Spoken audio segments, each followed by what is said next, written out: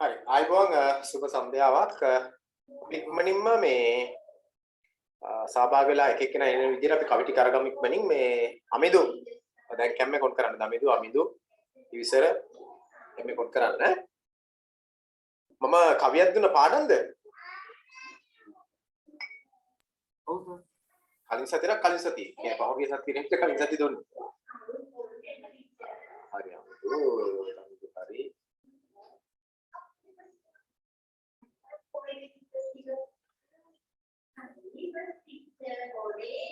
Namidu hari Krisar කවිය කියමුද නලමුදු සුවඳ පිරිපුන මියුරු අඹගෙඩි කුලේල කුසුම දියතල සෙපල රන්කෙලි සලසුන් ලක්දියු නොද වැඩි බලසුබ නිමිති පෙරමගනක තකත් good right side කළා තියන්න මේ කිවිසර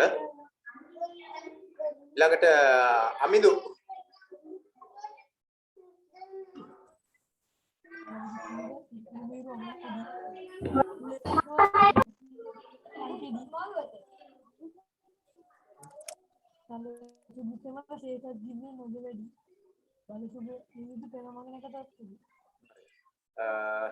ළඟට හිරුෂේ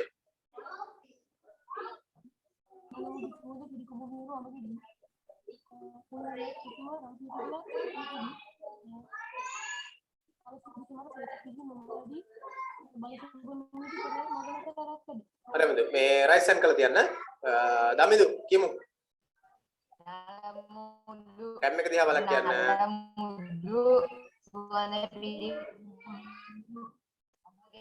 කෙලින්ම කැම් එක දිහා බලන්න දමිදු මුලැල කුසුමලිය පියතර රණු කෙඩි සලසුදු මේ කැම් එක දිහා බලාගෙන කිව්වට මයික් එකෙන් ඇහෙන්නේ නැහැ සර් එහෙමද හරි කමන්න සලසුදු සෙමර සේසත් දිජුන් නොද වැඩි බලසුබ නිමිති පෙරමග නැකටත් හරි ළමයි මේ රයිස් සෙන් කළා තියන්න චමෝද වෙන්න තියෙන්නේ චමෝද කැම්මේ කොන්න වෙන්න ඕන චමෝද කවිය පාඩම්ද ඔයාට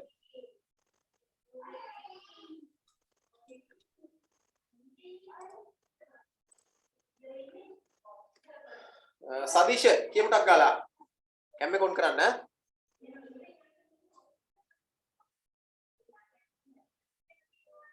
සදීෂ කවිය පාඩම්ද චමෝද තරුල්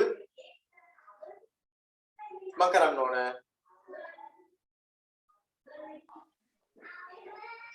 නලමුදු සුවඳ පිරිකුබු මියුරු අබගෙඩි පුලහෙල කුසුම ලියපිය තෙපලේ රන්කෙඩි සලසුදුස් සෙමර සේසත් ගිජුළු නොද වැඩි බලසුබ නිමිති පෙරමග නැගතටත් වැඩි තරුල් හොඳයි නේද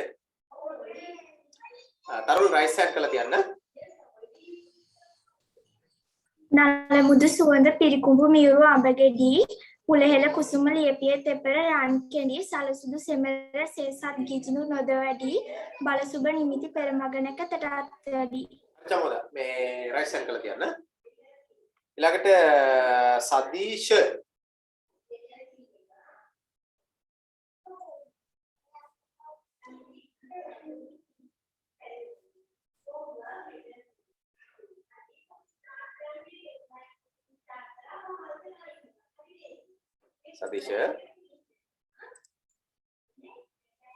සදීෂ මොන පේන මදි මට චුට්ටක් අන්න හරි කැම් එක දිහා කෙලින් බලන්න කැම් එක දිහා කෙලින් බලාගෙන කියන්න බලන්න නලමුදු සුවඳ පිරිකුබු මියුරු අඹගෙඩි පුලහෙල කුසුම ලියපිය තෙපල රන්කෙඩි සලසුදු සෙමර සේසත් ගිජුළු නොද වැඩි බලසුබ නිමිති පෙරමග නැගතටත් වැඩි හරි දැන් හරි රයිස් සෙන් කළා තියන්න සදීෂ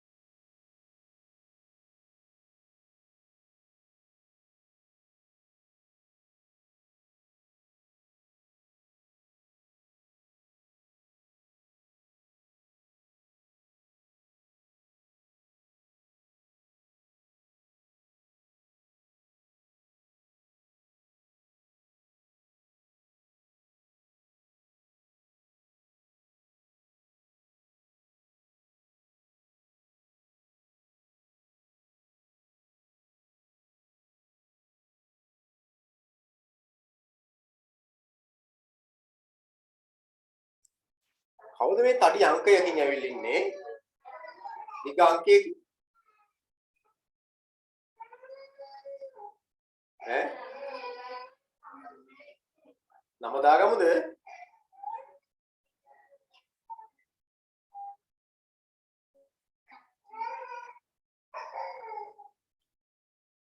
නෑ. ඇතුළත් තියෙන අංකෙත් එක තියෙන නේද? නම දාගත්තා නම් හොඳයි පුතේ මේ කවුරුණත්. 077යි 417යි 47.7 83.59 අංකය නම දාගන්න.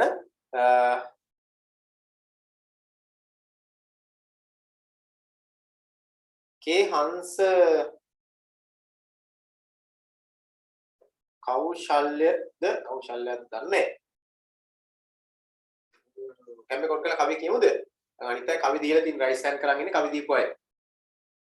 සෙනොරි කවිය කියමු ටක් ගාලා.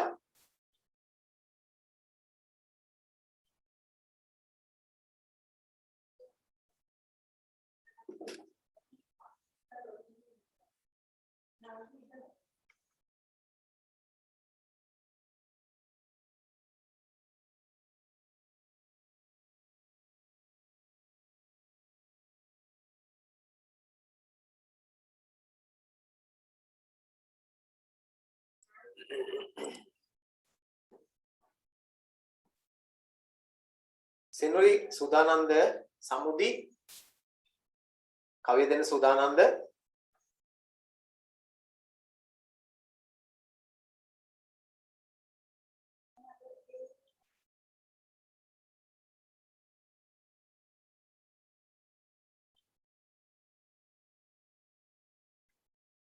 කිරුනේ කවිය සුදානන්ද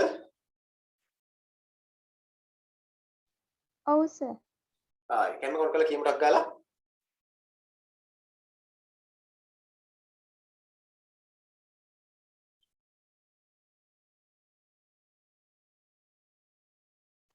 සිනලේ කවිය සූදානම්ද?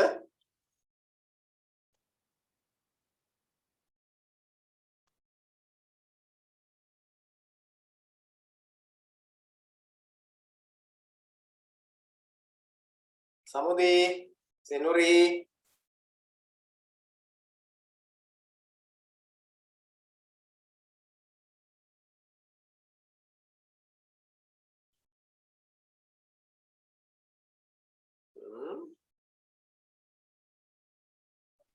සර් මං කියන්නද? කියන්න ඉක්මනින් කියන්න.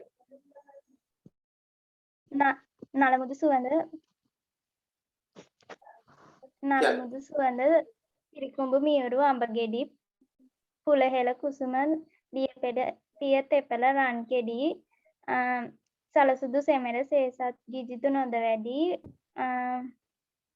බලසුබ නිමිති පෙරමග නැක තටත් වැඩි. රයිස් හෑන්ඩ් කරලා තියන්න ඉරුණි.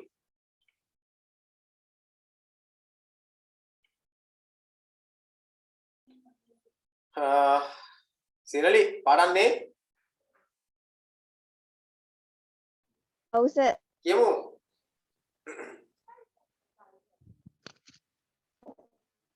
නලමුදු සුවඳ පිරි කුඹු පියුරු අඹගෙඩි පුලහෙල කුසුම ලිය පිය තෙපල රන්කිඩි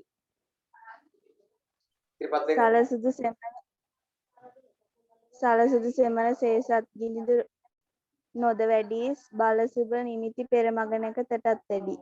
හරි රයිස් හෑන්ඩ් කරලා තියන්න සිනලි. සමුදි සෙනුරි පාඩම් නැත්තම් පාඩම් නැහැ කියන ඒතකොට මම ඊළඟ දවසට අවස්ථාව දෙනවා. සමුදි නලමුදු සුවඳ පිරි භූමියුරු අඹගෙඩි පුලහෙල කුසුම ලිය පිය තෙපල රන්කිඩි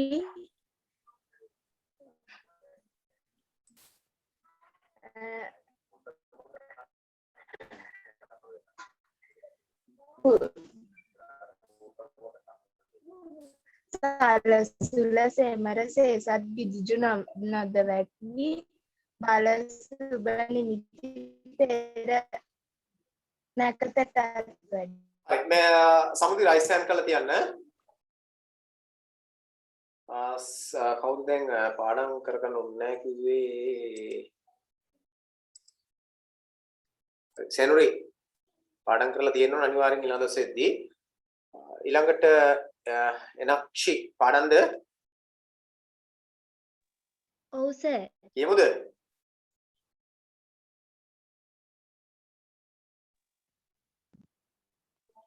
ඉක්මනින් කියමු නලමුදු සුවඳ පිරි කුඹුමියුරු අඹගෙඩි පුලහෙල කුසුම ලියපිය තෙපල රන්කෙඩි සලසුදු සෙමර සේසත් ගිජිදු නොද වැඩි බලසුබ නිමිති පෙරමග නැග හරි මේ යක්ෂි මේ රයිස් හෑන් කරලා තියන්න සෙනුරි වෙන මොකක් හරි සිම්බල් එකක් දාලා තියන්න රයිස් හෑන් නොකර ඊළඟට මට බලා ගන්න මේ කවි දෙන්නේ කවුද නැත්නම් මිලේකයි සෙනුරි SQC ඊළඟ දවසට මේ ඊළඟට කවුද ඉමාෂා සෙව්වන්දි ඉක්මනින් කියමු නලසුදු සෙමර ඊදර සද්ද නේද ඉමාෂා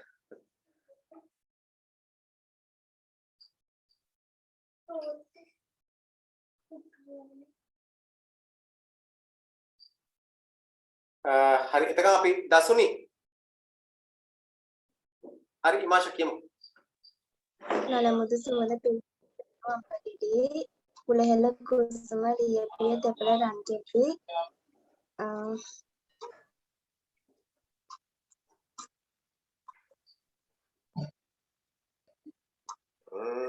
මොකෝ සලසුදු ගිජිදු නොද වැඩි බලසුබ නිමිති පෙරමග නැග තෙටත් වැඩි හරි රයිස් හෑන් කරලා තියන්න ඉමාෂා සෙනුරි හරිනේ හරි දසුනි කිමුටක් ගාලා දසුනි ඉක්මන් කරන්න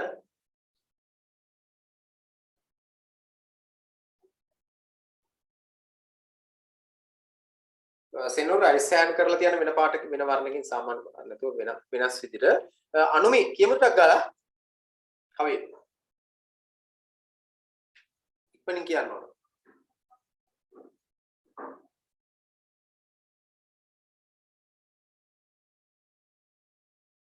අනුමි සූදානම් නැද්ද දසුනි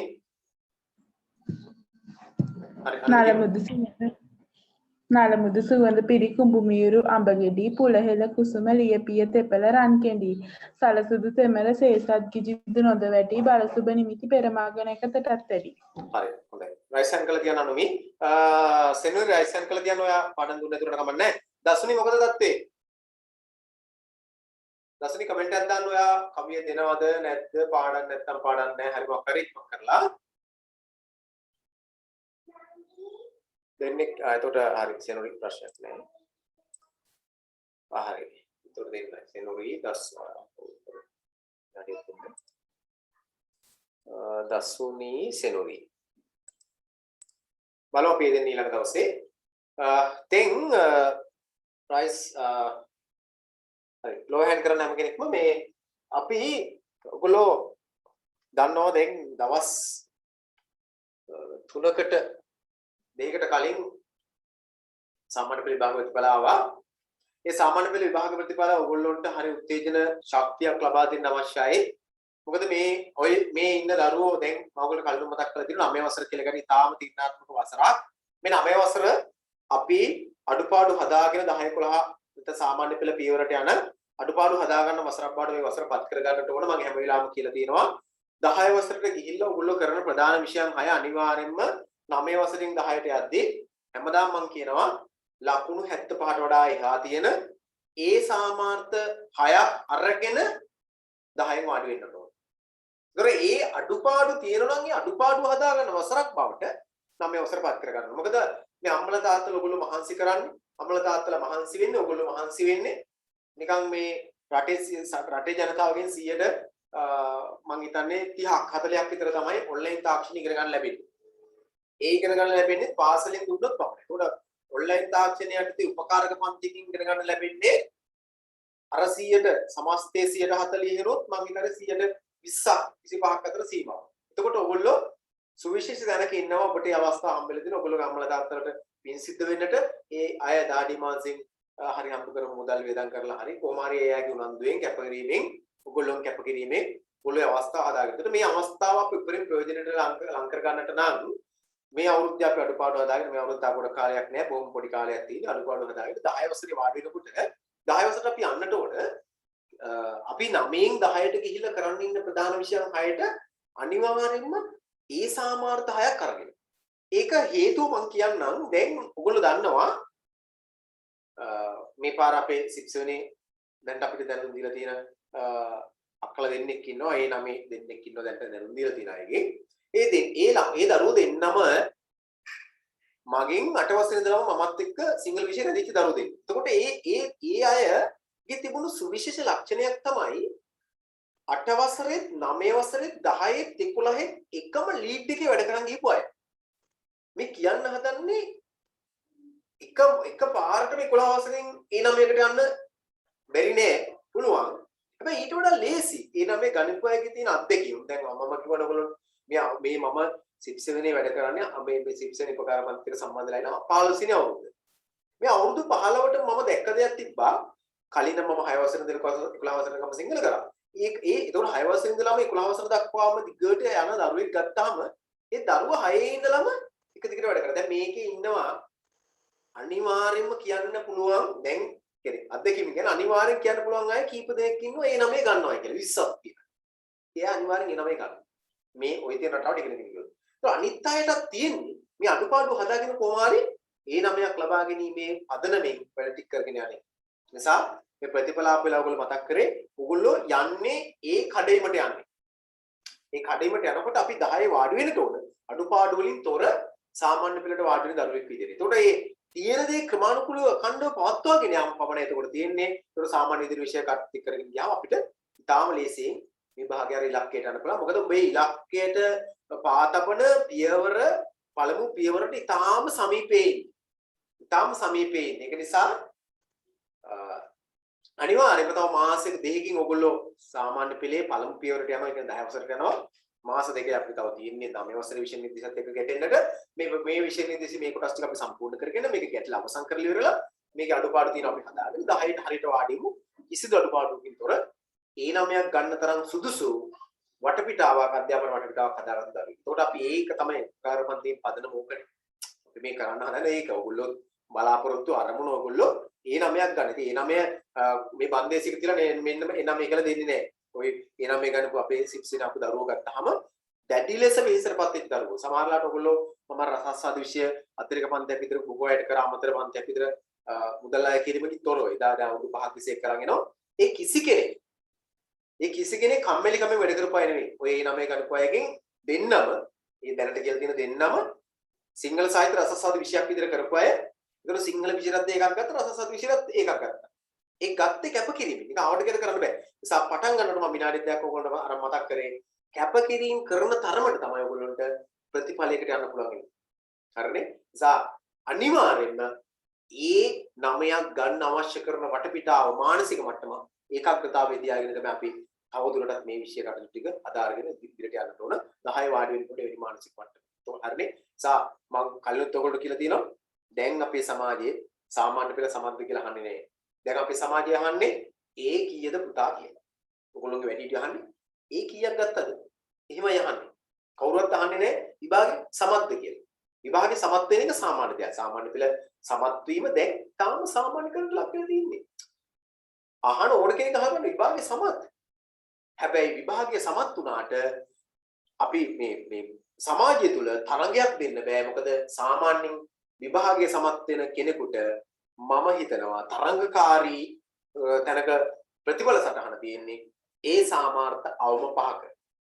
ඒ සාමාර්ථ 5කට වඩා මෙහයින් තියන අයට තරංගයක් දෙන්න බෑ. මොකද සමාජයේ තරංගය තියෙන්නේ. කියන්නේ මේකේ තරංගයක් නෙමෙයි තියෙන්නේ. ওই ප්‍රතිඵලයේ කවදා හරි යම් කිසි තත්ත්වයකදී තරංගකාරී තත්ත්වයකටපත් වෙන. කියන්නේ මේ ප්‍රතිඵලය තව කෙනෙකුගේ තරංගයක් බවට පත් වෙනවා නිකන්. සාමාන්‍ය පිළිවෙල තරංගකාරී විභාගයක් නොවුනත්. අන්න එතනදී මතක තියාගන්න ඕගොල්ලෝ මේ කියන්නේ ඔයගොල්ලෝ මේක හරියට අවබෝධ කරගෙන මේ වැඩේ කරන්න ඕන නිසා මතක තියාගන්න. ඒ ඔයගොල්ලෝගේ ප්‍රතිඵල සටහනේ කොහොම හරි ප්‍රතිඵල සටහන කොහොම හරි ඒ සාමාර්ථ 9ක්ම සටහන් කරගන්න බැරි නම් 8ක් බැරි නම් 7ක් බැරි නම් 6ක් එහෙම නැත්නම් අවම 5. ඒ සාමාර්ථ 5කින්වත් අවම ඔබේ ප්‍රතිඵල සටහන සරස ගන්න අවශ්‍ය කරන වටපිටාව පමණ ඔබට කරන්න තියෙන්නේ. හරිද? ඒ සඳහා ඔයගොල්ලෝගේ අම්මලා තාත්තලා ඔයගොල්ලන්ට උතුම් තරම් සහයෝගයක් ලබා දීලා තියෙන. ඒ ලබා දීම නිසා තමයි ඔබට මේ ඔන්ලයින් තාක්ෂණයෙන් හරි මේ අධ්‍යාපන කටයුතු කරගෙන යන්න පුළුවන්කම තියෙන මෙච්චර ව්‍යසනකාරී තත්ත්වයකට තියෙද්දි. ඒකයි මම ඔයගොල්ලෝ කිව්වේ අම්මලා තාත්තලාට නැවතත් පින් සිද්ධ වෙන්නට ඕන. ඒ අය ඔබට මේ ලබා දීලා තියෙන මේ අවස්ථාවට. ඒ නිසා ඒකත් පළවෙනි මතක් කරනවා. මේ ප්‍රතිඵල ආපු වෙලාවේ මම ඔයගොල්ලෝ මතක් කිරීම කරේ ඔයගොල්ලෝ මේ ප්‍රතිඵලය තුලින් යම්කිසි උත්තේජනයක් අරගෙන මම කොහොමද සාමාන්‍ය පෙළ විභාගී ඉතා හොඳින් සමත් වෙන්නේ කියන ද්විතීයික අවස්ථාවේ නැත්නම් අපි කියනවා 6 වසරේ දෙපාර්ශ්ව දක්වා තියෙන විෂය කොටස් ටික ගැන අපි සාකච්ඡා කරමින් ඉන්නේ. මේ විෂය කොටස් ටිකෙන් මේ සාමාන්‍ය පෙළට පදනම් බාටපත් වෙන්නේ. එතනදී අපි අවධාරණය කර ගන්න ඕනේ. හරිනේ? අර තව මාස දෙකයි තියෙන ඔයගොල්ලෝ ඊළඟ කඩේමට පියවර තබන්න. එතනට යනකොට මේ මාස දෙක උඩින් පාවිච්චි කරලා හොඳ ප්‍රතිඵලයක් අරගෙන 10 වසරේ දෙයියනේ කියලා ප්‍රධාන විෂයන් හයට ඒ සාමාන්‍ය 6ක් අරගෙන 10 වසරේ වාඩි වුණොත් ඔයගොල්ලෝ අනිවාර්යයෙන්ම ඒ 9කට යන්න පුළුවන්. අර අනාගතයේ මහන්සි වෙන දින ප්‍රමාණය අවම වෙන හැම මහන්සි ක්‍රමානුකූල මහන්සි වෙනවා. එහෙම නැත්නම් එක්ක වරම මහන්සි වෙනොත් ඔයගොල්ලෝ මහන්සියෙන්ම සාම හෙම්බත් වෙලා අපේ අපේක්ෂිත ප්‍රතිඵලයකට ළඟා කරගන්න බැරි වෙනවා. හරිනේ? ඒ නිසා ඔයගොල්ලෝට අම්මලා තාත්තලා දෙන සහයෝගයත් ඔයගොල්ලෝ පිට ධාරණය කරගෙන අම්මලා තාත්තලා වෙනුවෙන් ඔයා වෙනුවෙන් අනාගතයේ හොඳ තැනකට රැගෙන යාම සඳහා අනිවාර්යෙන් මහන්සි වෙලා ඒ හොඳ ප්‍රතිඵලයක් සාමාන්‍ය පිළිවෙල ලබා ගන්න මහන්සි වෙන්නට ඕන.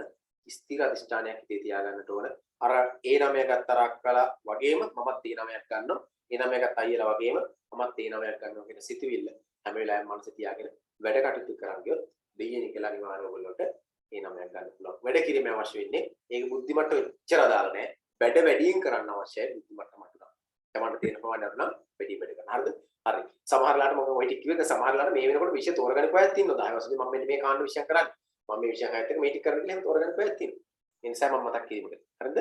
එහෙනම් අපි යමු පාඩමට. අපි සාකච්ඡා කරා ගිය පසති සෙන්සුරාදාත් ඊට පස්සේ ඊට අමතරව දවසකුත් පැයක් දාලා අපි සාකච්ඡාවක් කරා. අපි අවසාන වශයෙන් කතා කරේ මාතෘකා දෙක බවට පත් වෙන්නේ සම්පූර්ණයෙන් අවසන් කළ නැහැ මාතෘකා දෙක. එකක් තමයි ක්‍රියාපද මාතෘකාව, අනෙක් එක තමයි සාරාංශකරණය කියන මාතෘකාව. දැන් මට ඉක්මනින් රයිසෑම් කරලා කියන්න සාරාංශකරණය මාතෘකාව සාකච්ඡා කරන දවසේ පන්තියේ හිටියේ නැත්තේ කවුද කියලා. හිටියේ නැතේ රයිසෑම් කරන්න ඉබන් කළා. සාරාංශකරණ නිබන්ධන කතා කරන දවසේ. හිටියේ නැති අය. ඒක අපි අදලා දාලා කොටස.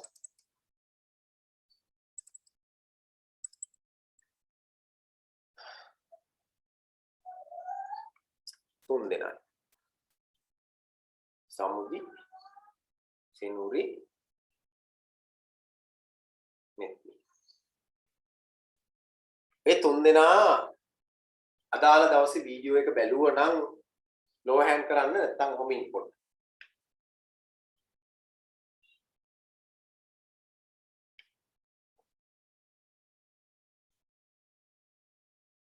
හරි.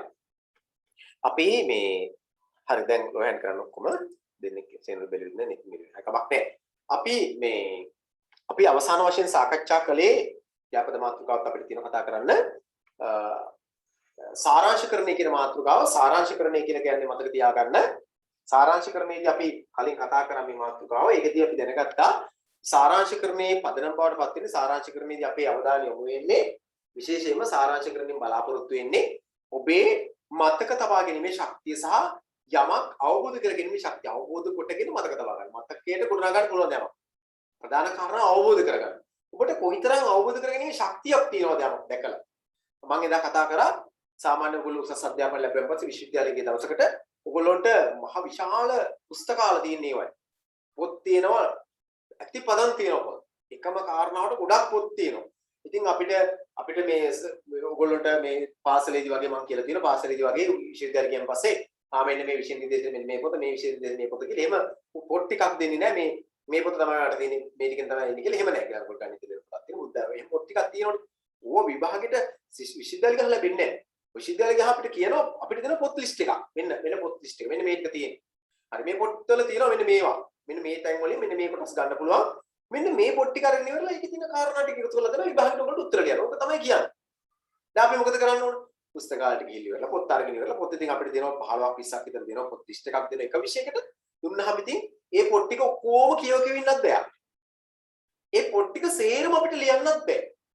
ඊළඟට ඒ පොත්වල තියෙන හැම එකක්ම අපිට අදාළත් නෑ. අපි මොකද කරන්නේ? අන්න අපි කරනවා සාරාංශකරණේ භාවිතා කරනවා. සටහන් කෙටි සටහනක් අපි හදා ගන්නවා. අදාළ කොටස බැලුවා. ඒකේ තියෙන ප්‍රධාන අදහස් ටික ප්‍රධාන කාරණා ටික අරගෙන ඉවරලා වෙන පොලේක ලියාගත්ත සටහනක් විතර හදාගත්තා. අන්න ඒක තමයි අපේ සටහන බාටපත් වෙන්නේ. ඒක අවස්ථාවක අපිට සාරාංශකරණය කරන්න වෙනවා. ප්‍රායෝගික ජීවිතේ අනාගතේ ඔයගොල්ලෝ විශ්වවිද්‍යාලේ ගියාම. ඔයගොල්ලෝ යනවා අනිවාර්යයෙන්. මේ හැමෝම විශ්වවිද්‍යාලේ යන තරම් සුසුකම් තියන අය දැනටම. අත්දැකීම් ඉන්නේ කියන්නේ. ඔයගොල්ලෝට එවැනි සුසුකමක් තියෙනවා. ඔයගොල්ලෝ තෝරාගන්න ස්කීම් එක හැටියට වෙනස් වෙන්න පුළුවන්. නමුත් මේ සුසුකමක් තියෙනවා. ඔයගොල්ලෝ හැම කෙනෙකුටම විශ්වවිද්‍යාලේ යන්න පුළුවන්. මතක තියාගන්න. ඔයගොල්ලෝ ඒ තරම් දක්ෂ දරුවෝ ටිකක්. හරිද? ඒ නිසා අන්න ඒ වගේ අවස්ථාවල ඊළඟට අපිට තව උදාහරණයක් විදිහට අපි ගත්තොත් අපි සාමාන්‍ය ජීවිතයේදී අපිට කියනවා මේ මෙන්න මේ ලියුම පොඩ්ඩක් කියලා කියන මොකද්ද මේකේ තියෙන්නේ කියලා. අන්න එහෙම අපිට ලියුමක් දුන්නාම ඒ වගේ එකක් කියවල ඉවරලා මේකේ තියෙන මෙන්න මේ වගේ දසක් කියලා කියන්න පුළුවන්. ඒක තමයි සාරාංශිකරණය. ඒක තමයි සාරාංශිකරණය. නිසා මේ අපේ ජීවිතේ විවිධ දේවල් අපිට තියෙනවා. මම ඔය කතා කරලා තියෙනවා මේ පොඩ්ඩක් පොඩි මතක් කිරීමක් කරේ සාරාංශිකරණය. අපේ පෞද්ගලික ජීවිතේ ගත්තත් තියෙනවා අපිට විවිධ දේවල් අපි උපතින් ඉඳලා අපි විවිධ දේවල් කරලා තියෙනවා. අපිට මතක ඇති දවසේ ඉඳලා අපි මතක් කරගත්තොත් එහෙම අපි ඒ කරපු දේවල් වලට අපිට බොහොම අංශ මාත්‍රයක් මතක ඒ අපිට වැදගත්ම දේවල්. සාරාංශකරණයේදී දෙන්නේ වැදගත්ම දේ ඉස්මතු කර දැක්වීමක්. හරිද? හරි. එතකොට අපි සාරාංශකරණ අපි ගිය සතියේ සාකච්ඡා කරගත්ත මෙන්න මේ ටික සේරම මේවා ඔයගොල්ලෝ කියව ගන්න. මේක නිබන්ධනේ ගත්තොත් එහෙම 15 වෙනි නිබන්ධනේ 15 වෙනි නිබන්ධනේ තියෙන්නේ 15 වෙනි නිබන්ධනේ තියෙන කොටසක් සිරම් වැඩි කියන පාඩමට දාන්නේ කොටසක් ව්‍යාකරණ කොටස. මේකේ මේ ටික අපි සාකච්ඡා කරා ගිය සතියේ මම කෝ සාරාංශකරණයේදී ප්‍රධාන කාරණා තුනක් අපි අවධානයට ගන්න ඕන. සාරාංශය ලියනකොට ඉස්සෙල්ලම කරන්න ඕන මොකක්ද කියලා මොරේ පොඩ්ඩක් කියන්නක් ගාලා මතක් කරන්නක් ගාලා පළවෙනි පියවර හොඳින් කියවීම. ඒක තමයි කියවීමේ හොඳම කියවීම. ඒක වෙන මොනවත් සිතිවිල්ලක් නැතුව හොඳට ඒකටම අවධානය යොමු කරලා කියනවා. පළමු පියවර පළමුව කියවන්න ඕන. දෙවෙනි පියවර මොකක්ද? දෙවෙනි පියවර කියවීම සහ දෙවෙනි පියවර කියවන්නත් ඕන. කියවන ගාම මොකක් කරන්න ඕන? කියවනවා දෙවෙනි පියවර ඊළඟ මොකද කරන්නේ? වැදගත් කරුණු යටින් ඉරක් ඇඳ ගන්නවා. වැදගත් කරුණු යටින් ඉරක් ඇඳිනවා. වැදගත් කරුණක් කියලා කියන්නේ සම්පූර්ණ වාක්‍යයක් නොවෙන්න පුළුවන්. ඒක සමහරට තනි වචනයක් වෙන්න පුළුවන්. නැත්නම් වචන දෙකක් තුනක් වෙන්නත් පුළුවන්. වැදගත් කරුණක් වෙන්නේ එහෙම. තුන්වෙනි පියවර මොකක්ද?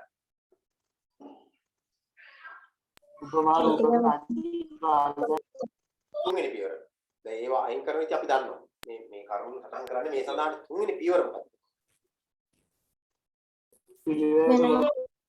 තුන්වෙනි පියවර අහගන්න. තුන්වෙනි පියවර මේ මතක් කරන අපි දෙවෙනි පාර මතක් කරන්නේ තුන්වෙනි පියවර තමයි කියවීම කියවන අතරේ වැදගත් කරුණු මම කියන්නේ වැදගත් කරුණු වෙනම කොළයක එක යට එක ලියන්න ඕන. මොකද කරන්න ඕන? දැන් ඡේදයක් දුන්නාම ඔකේ සාමාන්‍යයෙන් කරුණු 3-4ක් තියෙනවම තමයි. තුන්වෙනි පියවර දැන් බලන්න. සාමාන්‍යයෙන් අපි කියනවා සාරාංශයක් ලියද්දී තුන් වතාවක්වත් නොකියවා පිළිතුරක් නොගත යුතුයි. එකපාරක් කියලා පිළිතුරක් ගන්න බෑ. ඒක නිසා මතක තියාගන්න පළවෙනි වාර මොනවත් නැහැ. පළවෙනි පාර කරන්නේ කියවන එක විතරමයි. කියවන එක අවබෝධයෙන් කියවන. කිසිදු අඩුපාඩුවක් නැහැ. හොඳම අවබෝධයෙන්. මෙන්න සියලුම මනසේ අවබෝධය ඔක්කොම මතක කරලා. ඡේදයේ කෙරෙහි අවධානය සම්පූර්ණයෙන්ම යොමු කරලා කියවන. දෙවෙනි පියවර කියවනවා එක්කම වැදගත් කරුණු යටින් ඉරක් අඳිනවා. තුන්වෙනි පියවර කියවන ගමන් අර වැදගත් කරුණු ආපහු හරිද කියලා අවබෝධ කරගන්න ගමන්ම වෙනම පොලේක ලියන්න ඕන කරුණු ටික. ඒ කරුණ කියලා කියන්නේ වචනයක දෙකක කරුණක් වෙන්නත් පුළුවන්. සාරාංශගත කරුණක් ලියන්න. තුන්වෙනි පියවර. මේක කරලා ඉවරලා තමයි සාරාංශ ලියන්නේ. සාරාංශ එකපාර ලියන්නේ නැහැ. අන්න අපි ඊළඟට මොකද කරන්නේ? අපි අර එක යට එක ලියාගත්තනේ කරුණු තුනක් ටිකක් 3ක් 4ක් නැත්නම් 5ක් වෙනවා. සාමාන්‍ය වෙද්දී 6ක් විතර වෙනවා. විභාගයේදී ලකුණු ලැබෙන ක්‍රම තුන මතක කරන විභාගයේ ලකුණු ලැබෙන මොකද්ද?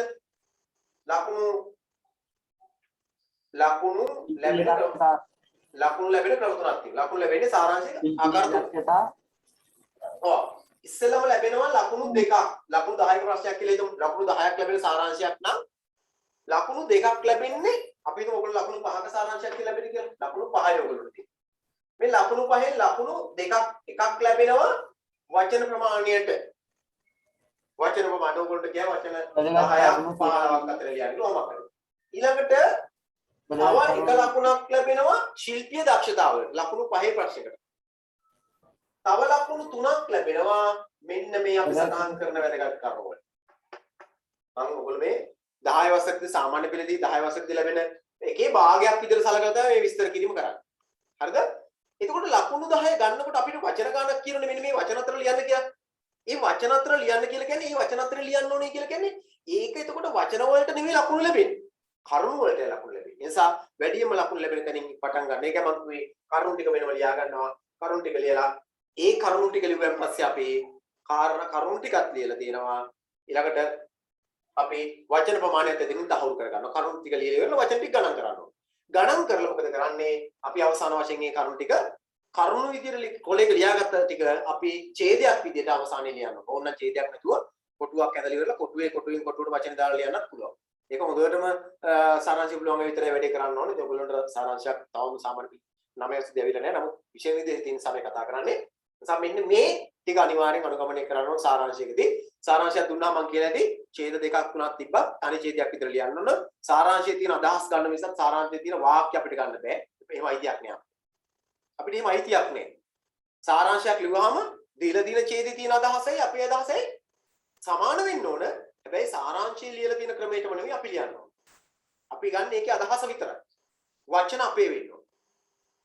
සාරාංශය වෙන කෙනෙක්ගේ සාරාංශයේ දෙන ඡේද තව කෙනෙක්ගේ සාරාංශය මගේ වෙන්න ඕන. ඒ නිසා සාරාංශයේ තියෙන රටාවට මම ලියන්න ඕනේ කියලා එකක් නැහැ. සමහරු කරන්නේ සාරාංශයේ තියෙන වචන ටික උප්පලි කරලා ඒකම අපුල් ලියනවා. වචන අඩු කරලා සම්පූර්ණ වැරදි කරනවා. ඒ නිසා මෙන්න මේ සරලව මම කිව්වේ මම ගොඩක් වෙලා කතා කරා ඔය සම්බන්ධයෙන් දැනට මතක තියාගන්න මේ රටාව තමයි අපි සාමාන්‍යයෙන් ගමනය කරන්න ඕන. ওই විදිහට තමයි ලකුණු ටික ලැබෙන්නේ. ලකුණු ලැබෙන විදියත් සාරාංශයක් ලියන්න කලින් අපි දැනගෙන ඉන්න ඕන. විශේෂයෙන්ම 10 වසරේ 11 වසරේ මේක ප්‍රධාන මාතෘකාවක් අපේ දැනට මතක තියාගන්න. ওই කිව්ව කාරණා ටික ඔබට ප්‍රයෝජනවත් වේ සාරාංශයක්. හරිද? හරි. අපි ඊළඟ නිබන්ධනයේ අපි ප්‍රශ්න තුනක් අපි එදා සාකච්ඡා කරා. ඒවා ඇත්තටම සාරාංශගත ස්වභාවයව නෙමෙයි. ඒවා සාරාංශගත ස්වභාවයව නෙමෙයි. හරිද? සාරාංශය නෙමෙයි. ඒවයි හැබැයි ඒවා ගත්තාම ටිකක් විතර සාරාංශවල කුඩා ඡේද. ඔබට මතකද එහෙත් සිය නින්දගම්මේ දිනදා මඩොන් වල කියන ඡේදය අදාළව පිළිතුර මතකයිද? ඔව් මොකද්ද පිළිතුර? මඩුවන් වලට ලිපිය නොලැබුණි. ඔක තමයි උත්තරේ උනේ අපේ. අන්න සාරාංශය බලන්න. මෙන්න මෙච්චරයි. මඩුවන් වලට බලන්න පිළිතුර අපි දැන් කතා කරමු. මඩුවන් වලට තයන් අඩුයි. ලියුම ඔන්නවා අපි ලිපිය කියලා ලියන්න පුළුවන් ඕක. ඔක ලිපිය කියන්නේ ඒකමනේ. මඩුවන් වලට ඔන්න බලන්න මෙන්න මෙච්චරයි මේකේ සාරාංශය. අපි දැන් කතා කරමු.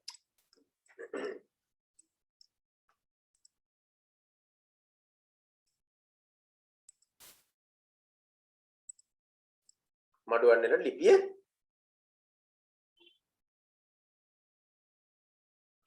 පත් නොවිය කියන එකට අපි වචනයක් ගත්තා මොකක් කියලාද? නොලැබුණි කියලා. නොලැබුණි. බලන්න හරියට ඔච්චරයි. ඒ කියන්නේ මේකේ මෙයා බලන්න එහෙ සීනින්දකම් බැලිවද දාමඩොන් වල බලම බහැර ගොස් සිටි හේන් ලියුම උන් අතර පත් නොවිය. විස්තරයක් අපිට විස්තරයක් නෙවෙයි ලියන්න තියෙන සාරාංශයක්. මොකක්ද ඇත්තට මෙතන වෙලා තින්නේ? අවසාන වශයෙන් වෙලා තින්නේ මඩුවන් වල ලිපිය හම්බෙලා නැහැ. ඉතින් ඔයගොල්ලෝ කියන්නේ මොකද්ද? මඩුවන් වල ලිපිය නොලැබුණි කියලා එච්චරයි. ඔයගොල්ලෝ ලිව්වා සාමාන්‍යයෙන් අතර කතා කරන්නේ නැහැ. ඊළඟ අපි ගත්තොත් එහෙම මේක අපි කතා කරා මහා සේරුණෑවකී කතා කරා මේ දෙකම අපි සාකච්ඡා කරා මේ දෙකම අපි සාකච්ඡා කිරීමක් මේ දෙකත් අපි සාකච්ඡා කිරීමක් කළා හරිද හරි එතකොට මෙන්න මේ කොටස් තුන අපි සාකච්ඡා කළා අපි ඉක්මනින් මෙන්න මේක චුට්ට බලමු මේ පළවෙනි එකට උත්තර ලියන්නක් ගාලා මේකට උත්තර ලියන්නක් ගාලා ඒක විතරයි මම දැන් පන්තිදි කරවන්නේ වෙන කරන්නේ නැහැ සෝරි තව එකක් කරවන්න ඕන වචන ගාන දීලා මම එදා කිව්වා වචන ගාන දීලා නැත්නම් තුනෙන් එකක් වෙන නිසා සාරාංශ කරන්න. ඒකයි දැන් කරන්න මෙන්න මේකයි. මොන කහ පාටින් දක්වලා තියෙන දෙක කරන්න දැන්.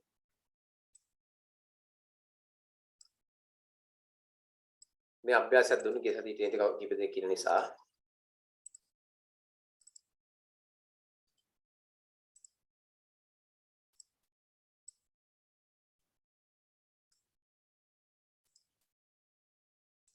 කහ පාටින් තියෙන එක මේ දෙක කරන දෙක මොකක්ද?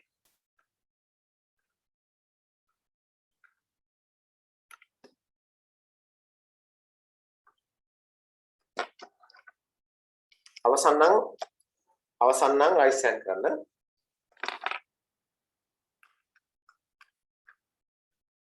විවිධ ජන කොටස් අතර කියන එකයි ගිරිශිකරේ වසසිටි හිමිදිරි මිහිදුම කියන එකයි.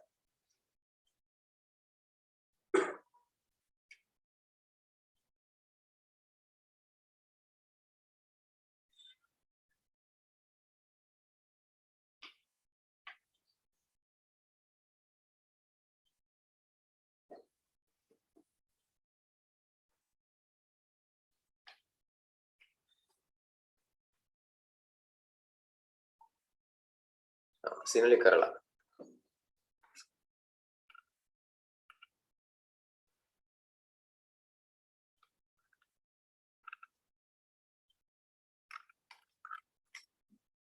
තුන් දෙනා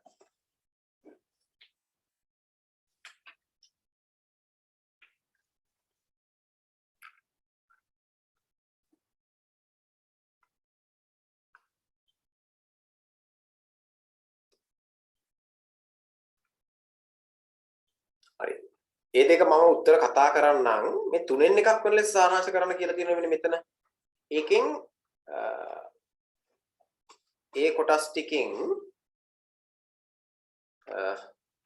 අන්තිම එකයි වැඩි ජනයා කියන එකයි මේ හතරෙන් මට විනාඩියක් දෙන්න චුට්ටක් ඉන්නවම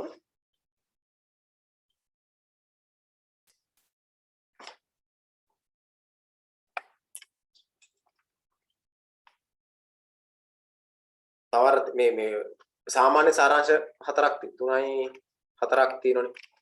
හතරක් තියෙන මේ හතරෙන් එකකට අපි පිළිතුරු ලියන්න ඕන. දැන් පොඩ්ඩයි මම විනාඩියක් දෙන්න මම කියන්නම් මොකද්ද කරන්න ඕන කියලා. මොන සාරාංශයට උත්තර ලියන්න ඕන කියලා.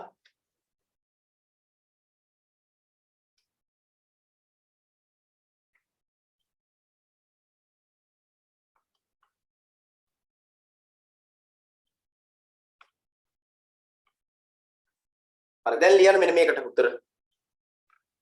මෙන්න මේ දෙවෙනි එක. රටක යම් සාහිත්‍ය දිනුවක් කියන කොටසට ලියන්න දැන් උත්තර. මෙන්න මේකට ලියන්න දැන්. මොනවද උත්තර ලියන්න දැන්?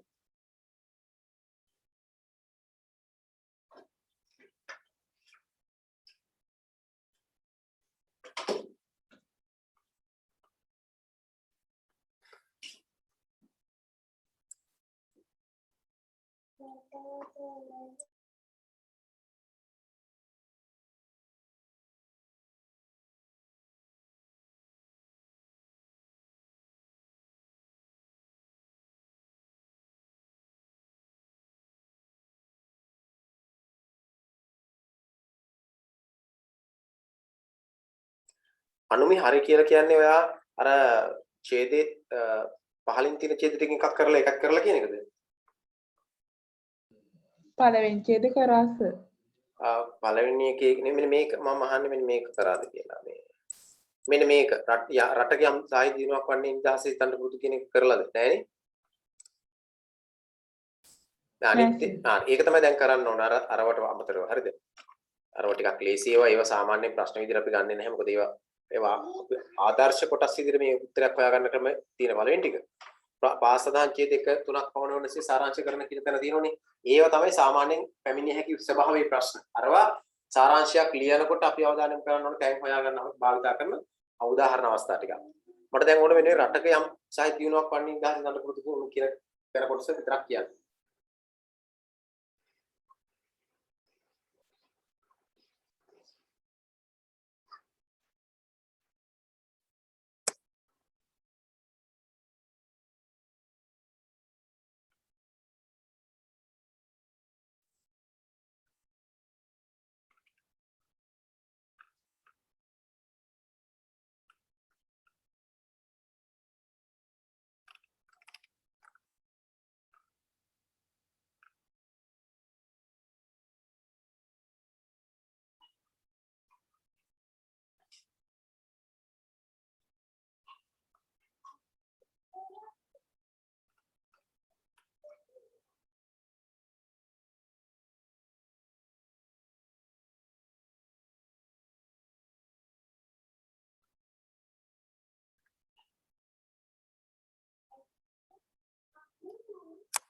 ඉක්මන් කරන්න අනිත් අය මොනවද වෙලාව එක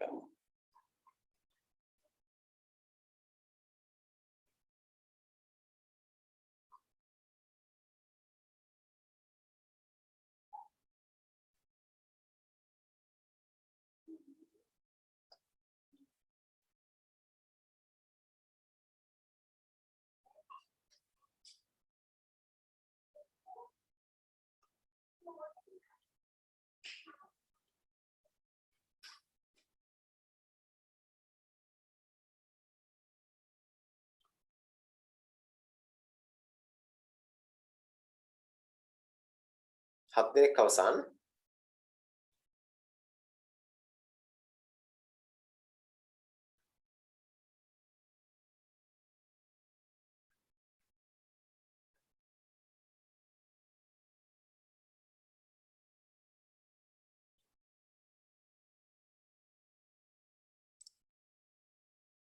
චමෝත් අවසන්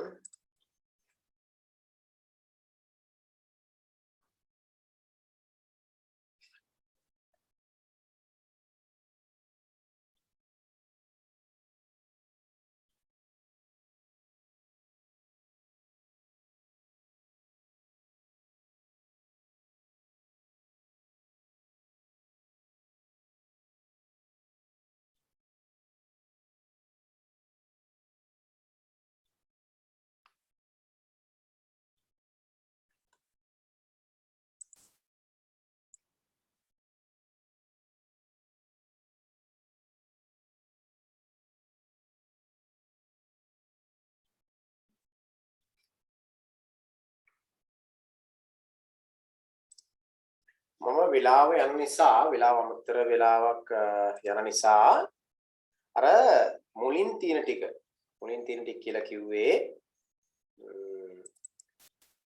මේ නිබන්ධනයේ මෙන්න මේ දැන් අද ලියන්න කොනේ අර කොටස් දෙකක් මේ දෙක දැන් මම කතා කරන්න යන්නේ විවිධ යන කොටස් කියන එක උත්තරේ කතා කරන්න යන්නේ නැහැ ගිරිශිකර වාසාහිත්‍ය කියන එක කතා කරන්න යන්නේ නැහැ අර මේ සාමාන්‍ය ප්‍රශ්නයක් විදිහට එන්න පුළුවන් යම් රටක යම් සාහිත්‍යයක් දිනුවන නිදහසේ ස්ථාන බුදුන් කරදරවලින්තර බුද්ධිවත් සමාජයක් ඇති වෙට කියන කොටස කතා කරමු.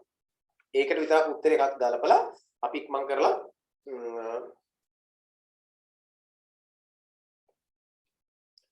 කතා කරලා අපි යමු මේක මෙතන දැනට අතට අවසන් කරලා ඔයගොල්ලෝ කරන්නට ඕන මේකේ අනෙක් සියලුම ප්‍රශ්නවලට පිළිතුරු ලියන්න. මේ හැම එකක්වටම උත්තර ලියලා තියාගන්න. අපි සාකච්ඡා කර ශ්‍රේෂ්ඨ වලින් අවධානය යොමු කරමින් මගේ අර පැයක වීඩියෝවක් තියෙනවනේ. මේ වීඩියෝ එකේ ටිකක් බැලුවා නම් අම්ම තේරෙන්නේ නැත්නම් තාපාරක් බැලුවා නම් අන්න ඒක චුට්ටක් පුළුවන්. ඉතින් ඔයගොල්ලෝ දන්නවා දැන් YouTube වීඩියෝ බලන්න එච්චර මේ වියදමක් යන්නේ නැහැ දැන් නේද? රුපියල් ඔය එක පැකේජස් තියෙන දවස් 14 ඒවා තියෙනවා 7 ඒවා තියෙනවා. මොකක් පොඩි ගානකින් පුළුවන් අවශ්‍ය ටික විතර බලන්න අපිට ඕන. මේ පැකේජ් එක දාගත්තාම අවශ්‍ය ටික බලා ගන්න පුළුවන්. හරිද? අධ්‍යාපනය වෙන නිසා ගැටලුවකුත් නැහැ. එතකොට මේකට උත්තරේ අපි පොඩ්ඩක් ඉක්මනින් සාකච්ඡා කරමු. දැන්ට 9 දිනක් අවසන් කරලා කියලා කියනවා. අනිත් මම හිතන්නේ අවසන් කරමින් ඇති කියලා හිතනවා. මෙනින් 10යි 10 දිනක් අවසන් කරලා තිනවා. එන සාපේක්ෂ බහුතර ප්‍රමාණයක් අවසන් කරපු නිසා මම මේකේ උත්තරේට යනවා. මට ඉක්මනින් ඔය අය කමෙන්ට් එකක් දාලා කියන්නකෝ මේකට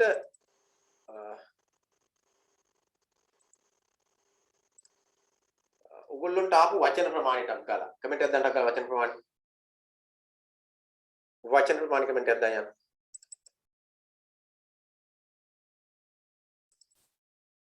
වචන ප්‍රමාණය ඉක්මනින්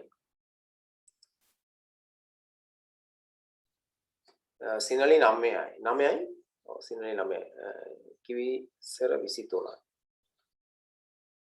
විනාඩි දෙන්න මට චුට්ටක් ඉන්න හරි දාන්න 8යි මයිරි ඉමේෂ 8යි චමෝද් 18යි ඉමාෂ 15යි තරුල් 9යි අමින්දු 11යි දමින්දු 12යි මට අපි නිකම් පොඩක් මේ හිරුනි 12යි හිරුනි 12යි හිරුනි 12යි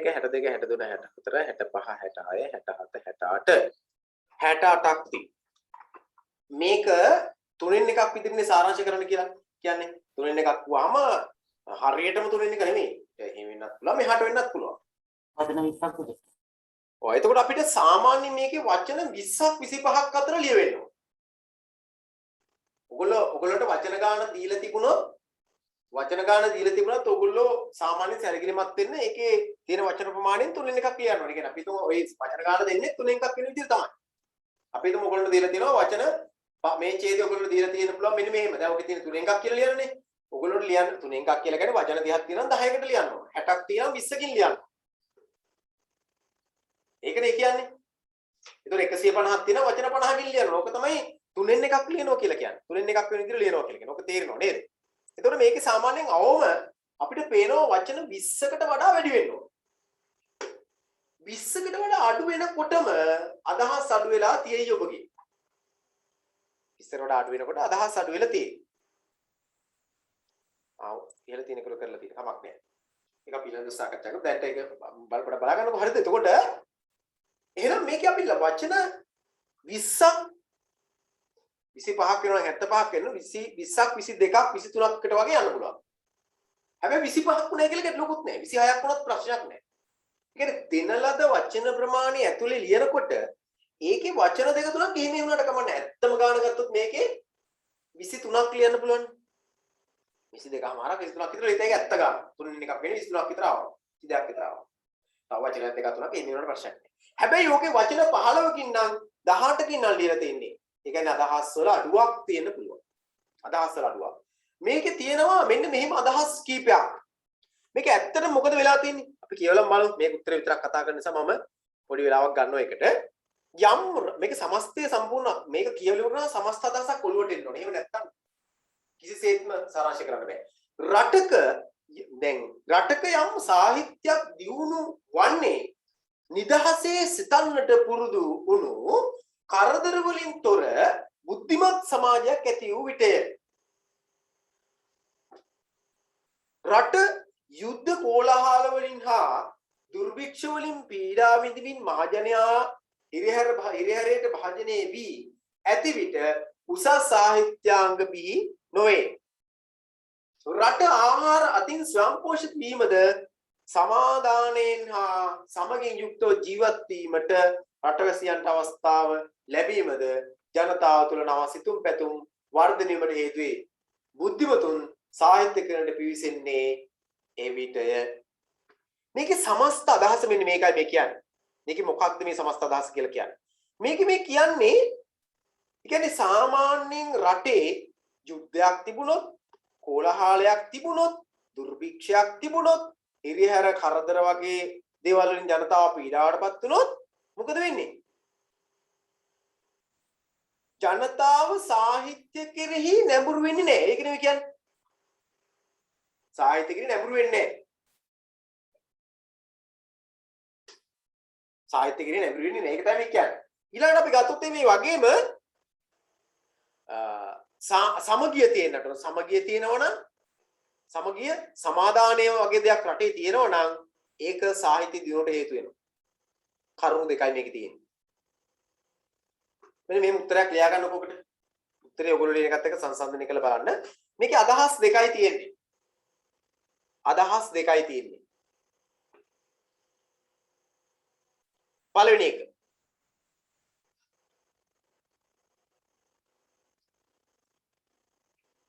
රටවැසියා මේක ලියා ගන්න ඉස්සෙල්ලා. රටවැසියා ලෝ හෑන්ඩ් කරන්න. රටවැසියා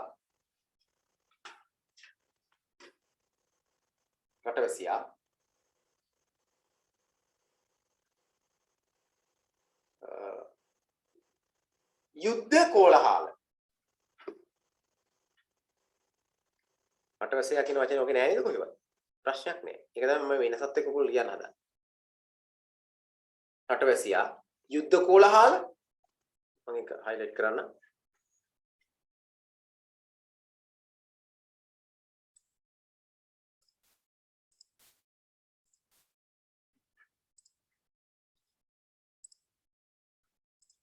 යුද්ධ කෝලහල කමාවක් දුර්භික්ෂ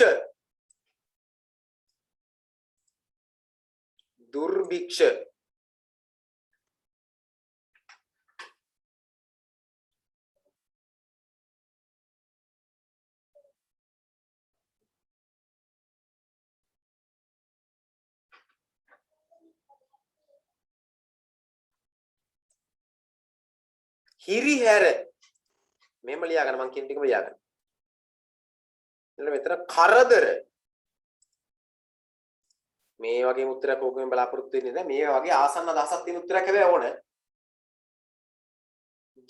රටවැසියා යුද කෝලහල දුර්භික්ෂ හිරිහැර කරදර වලින්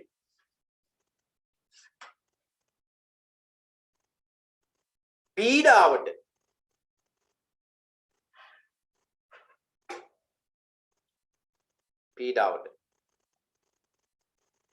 පත් වේ නම්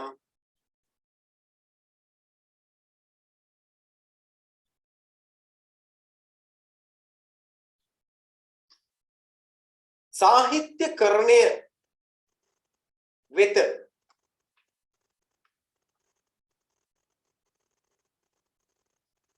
යොමු නොවේ.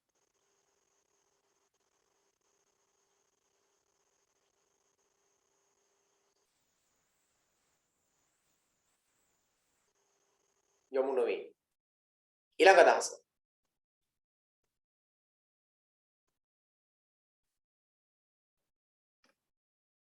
සමගිය හා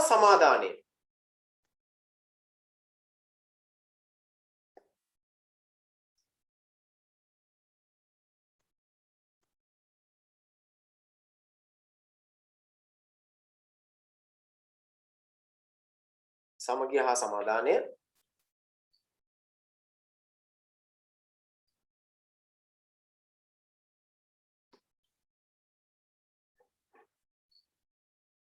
කමා ස්වයංපෝෂිත බව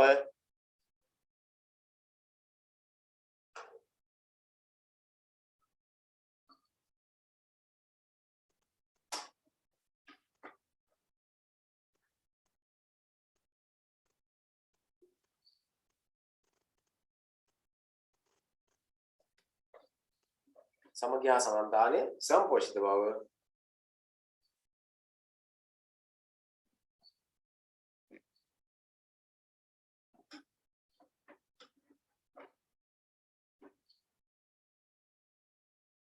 එතන අර වචනයක් කඩුනා මෙන්න මෙහෙම රටක සමගිය හා සමාදානය කියලා. රටක කියන වචනේ අඩුයි. රටක සමගිය හා සමාදානය ස්වයංපෝෂිත බව සාහිත්‍ය දියුණුව කෙරෙහි බලපාන.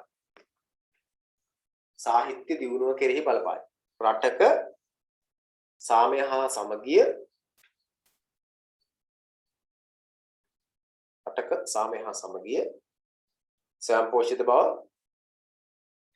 සාහිත්‍ය දියුණුව කෙරෙහි බලපාන.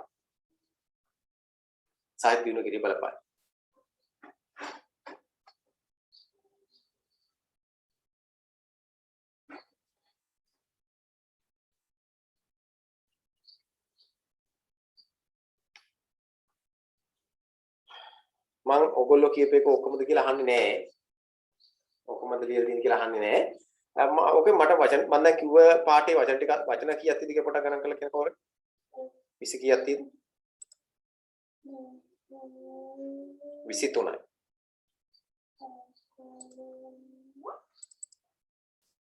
දැන් ඔයගොල්ලන්ට පේන දෙයක් ඇති මේකේ මේක දිහා බැලුවම යම් අදහසක් වලට ගන්න පුළුවන් ඇති. ඒ තමයි මේ ඡේදයේ තියෙන එකයි මම කියපු එකයි දෙකක් නේ. අදහස හරි. අදහසේ ලොකු වෙනසක් නෑ. ඒ කියන්නේ රටකයම් සාහිත්‍ය දිනුවා රටවැසියා සාහිත්‍ය දිනුවා මේකට සාහිත්‍ය දිනුවා කියලා කියන්නේ. එතකොට ඒකට සාහිත්‍ය දියුණුවට රටවැසියා සාහිත්‍ය යොමු වීම යුද කෝලාහල දුර්භික්ෂ ඉරියර කරදරවල තිබුණොත් අන්න අවම වෙනවා. ඒ කියන්නේ යුද කෝලාහල දුර්භික්ෂ ඉරියර කරදර වලින් පීඩාවටපත් වුණු රටවැසියා සාහිත්‍ය කෙරෙහි යොමු වෙන්නේ නැහැ. සාහිත්‍යයට යොමු වෙන්නේ නැහැ. යොමු වෙන්නේ නැහැ. ඒක තමයි ඇත්ත කතාව. ඊළඟට දැන් මේ ඔයගොල්ලෝ සමාජලාට මේක දින අදහස් ටික මේ වාක්‍ය දින අදහසම ගන්න යන්නේ නැති. ඒ මොනොත් මේ සාරාංශකරණය කරන්න බෑ. ඊළඟට දෙවෙනි අදහස උනේ මගේ රටක සාමය හා සමගිය සමපෝෂිත භාවය සාහිත්‍ය දියුණුවට හේතු වේ.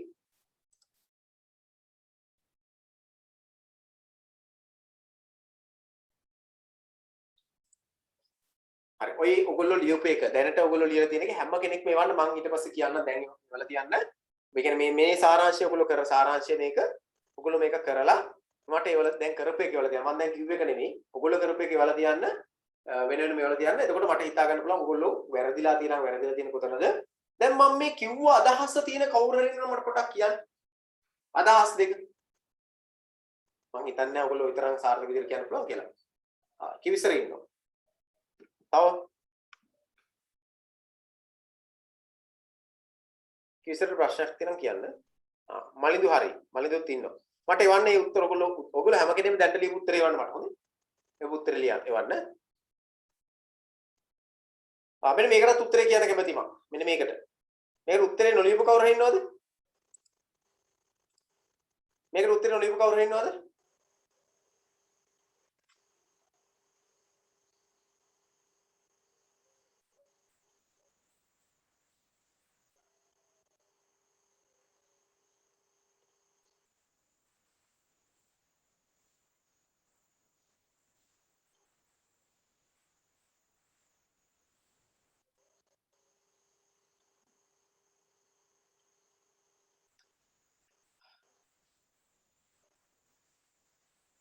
මට ගිරිශිකර වසසිතේ මේ සිඩ්නි හිමිදිර ඒකේ උත්තරේ මට කැම්ප් එක ඔන් කරලා පෙන්නන්නටක් ගාලා ඔයගොල්ලෝ ලියපු එක.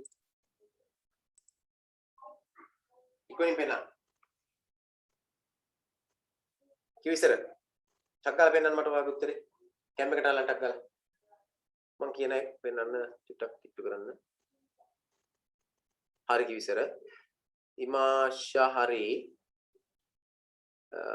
සමුදි පෙන්නේ මට සමුදි ආලිපේ. හරි සමුදි. දමින්දු උත්තරේ හරි දමින්දු උත්තරේ හරි. අනිත් අය අනුමි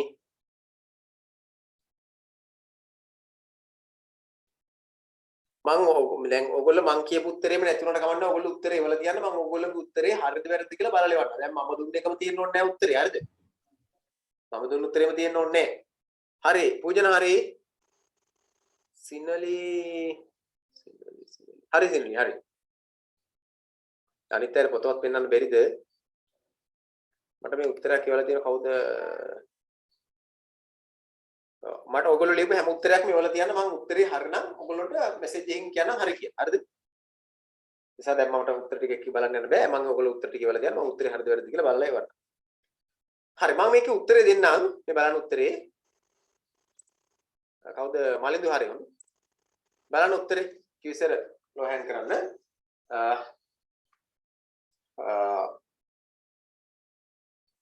ලියා ගන්න මේ උත්තරේ උත්තරේ පැත්තකින් රතු පෑනේ උනක් කමන්න ලියා ගන්න ලියලා බලන්න ඒ උත්තරේම තියෙනවා නම් කොහොමද මට ටක් කරලා රයිට් සෙන්ටර් කියලා කියන්න ලියා ගන්න මේ උත්තරේ බලන්න බන්දේ ප්‍රශ්නේ ගිරිශිකරේ වසන්තී ඉදිරි මේදුම උදාවන හිරු ඉදිරියේ පලා යන්නාසේ සුදු මිනිසාගේ ආක්‍රමණ ඉදිරියේ රතු මිනිසා හැම විටම පලා ගියේ. ලියා ගන්න සුදු මිනිසාගේ ආක්‍රමණ හමුවේ සුදු මිනිසාගේ ආක්‍රමණය හමුවේ රතු මිනිසා පලා ගියේ වචන 8ක් තියෙනවා. යායන තමයි 8 වෙනි වචනේ බවට පත් වෙන්නේ.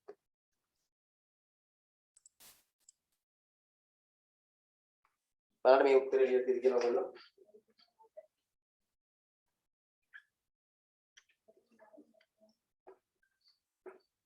මේ බලන්න. සුදු මිනිසාගේ ආක්‍රමණය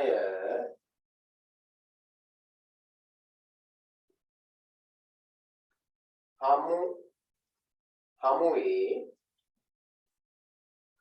රතු මිනිසා පලා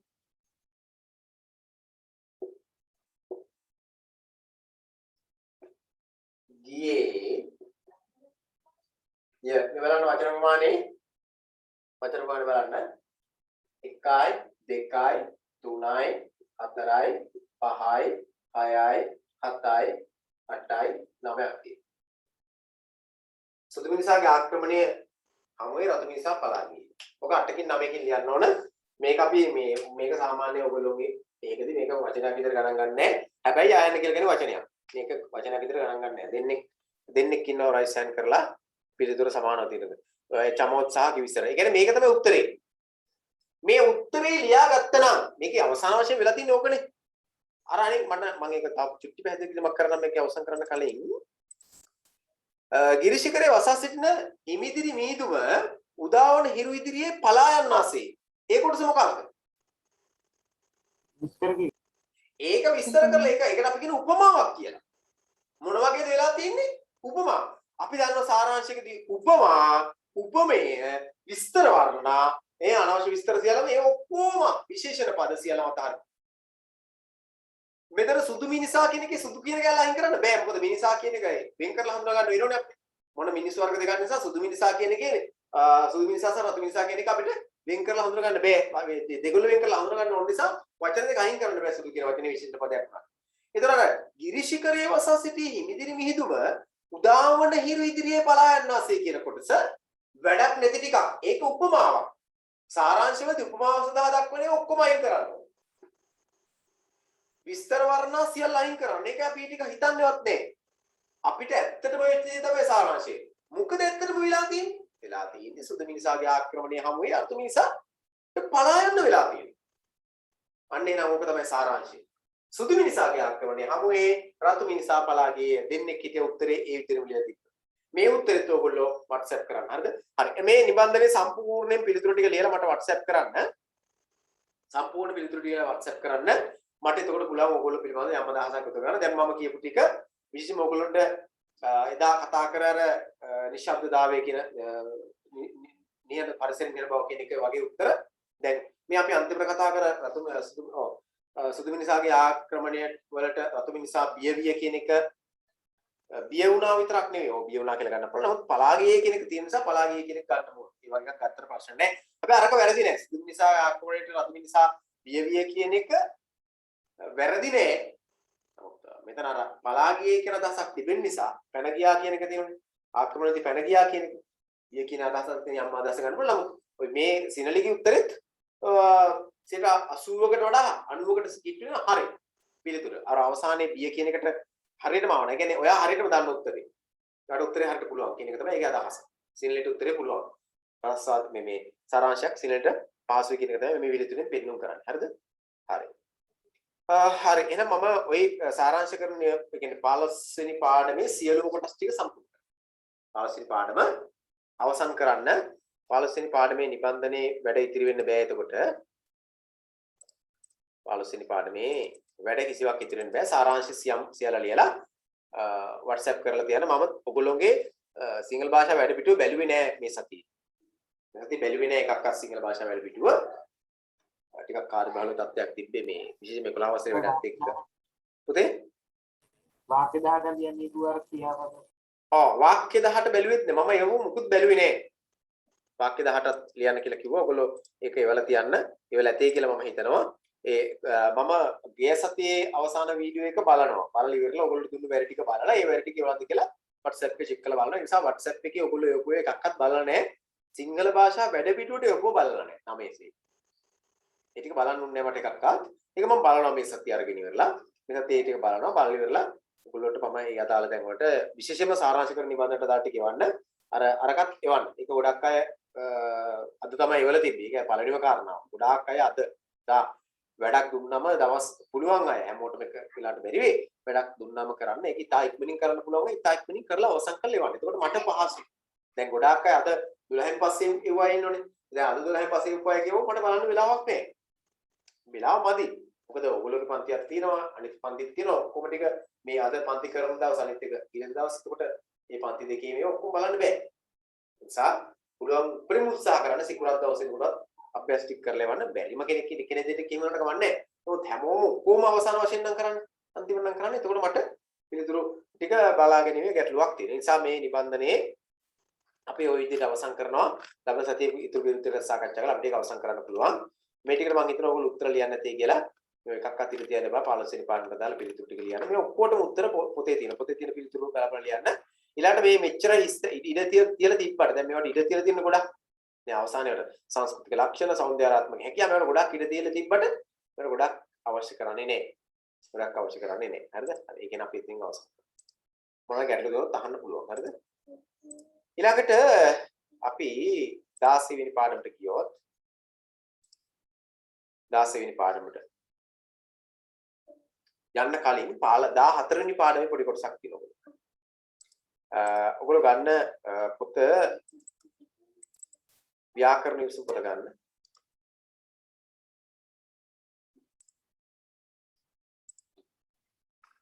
ව්‍යාකරණ විසු පොත ගන්න.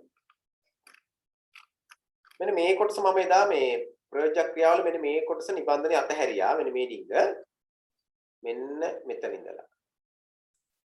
මේ ටික අතහැරියම. ඒක චුට්ටක් කතා කරලා මේක පහසුයි අමාරු නෑ. මේ ටික අපි චුට්ටක් කතා කරලා ඊළඟ කොටසට යන්න. ඔන්න ඔය ටික අපේ ඉගෙනදී සාකච්ඡා කරනවා. මෙතන තියෙන්නේ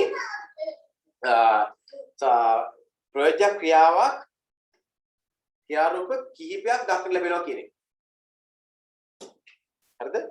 දැන් මේ කොටසත් අවශ්‍ය නැහැ. මේ ටිකත් ඕනේ නැහැ. ඒකත් ඔයගොල්ලෝ ඉච්ච අවශ්‍ය කාරණාවක් නෙවෙයි.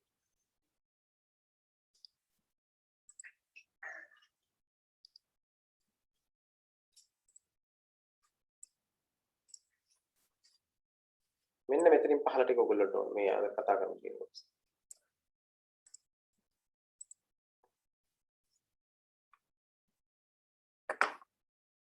විනාඩියක් දෙන්න මට. මේ කසෝස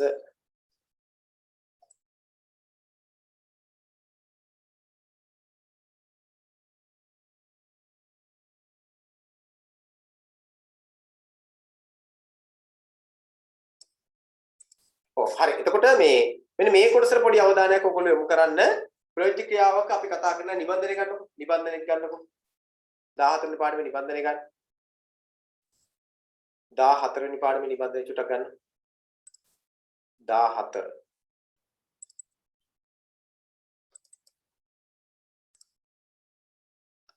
14 වෙනි පාඩමේ නිබන්ධනය කටළු පූජා කියන එකේ නිබන්ධනේ මේකේ මේ ටිකක් කතා කරා. ඔය කියන්නේ මේ ටික ඔයගොල්ලෝ ලියන්න නැති. මෙන්න මේක අකර්මක වැකි සකර්මක වැකි බවට පත් වීමත් සකර්මක ක්‍රියා ප්‍රයෝජක ක්‍රියා බවට පත් කිරීමේදී බහු කර්මක වීම කියන කොටස් දෙක. ඒක හරිය ලේසි කොටසක් ඔයගොල්ලෝ තේරෙනවා ඇති.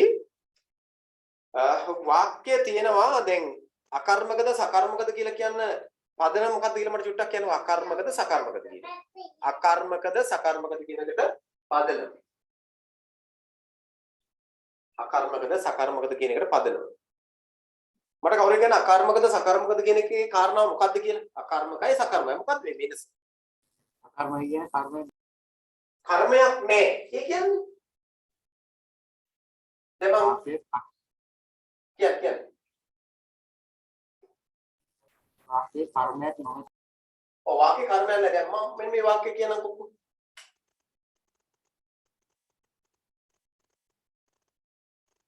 ඔහු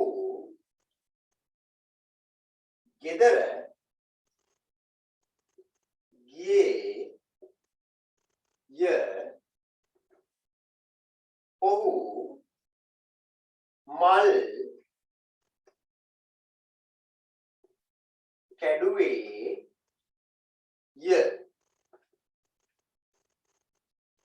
මේ වාක්‍ය දෙක කියලා මොකද්ද කියන අකර්මක සකර්මක කියන කාරණාවට ගන්න. උතන බලන්න ඔහු ගෙදර ගියේ ඔහු මල් කැඩුවේ. මේ වාක්‍ය දෙක අකර්මක සකර්මක කියන කාරණා යටතේ සාකච්ඡා කරමු. මොකද්ද ඔයගොල්ලෝ කියන්න තියෙන්නේ සම්බන්ධ?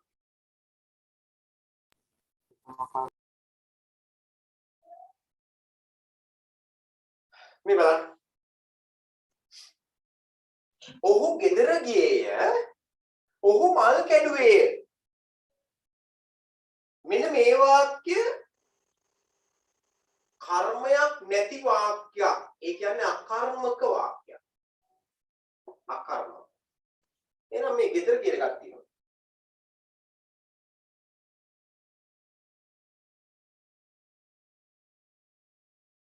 මම කිය දෙන්න. දෙවෙනි වාක්‍ය සකර්මක වාක්‍යයක්. සකර්මකයි. සකර්මකයි. මල් කැඩුවේ මොනවද මල්? ගියේ මොනවද? මොකක්ද කියලා උඩ මොකුත් උත්තරයක් නැහැ.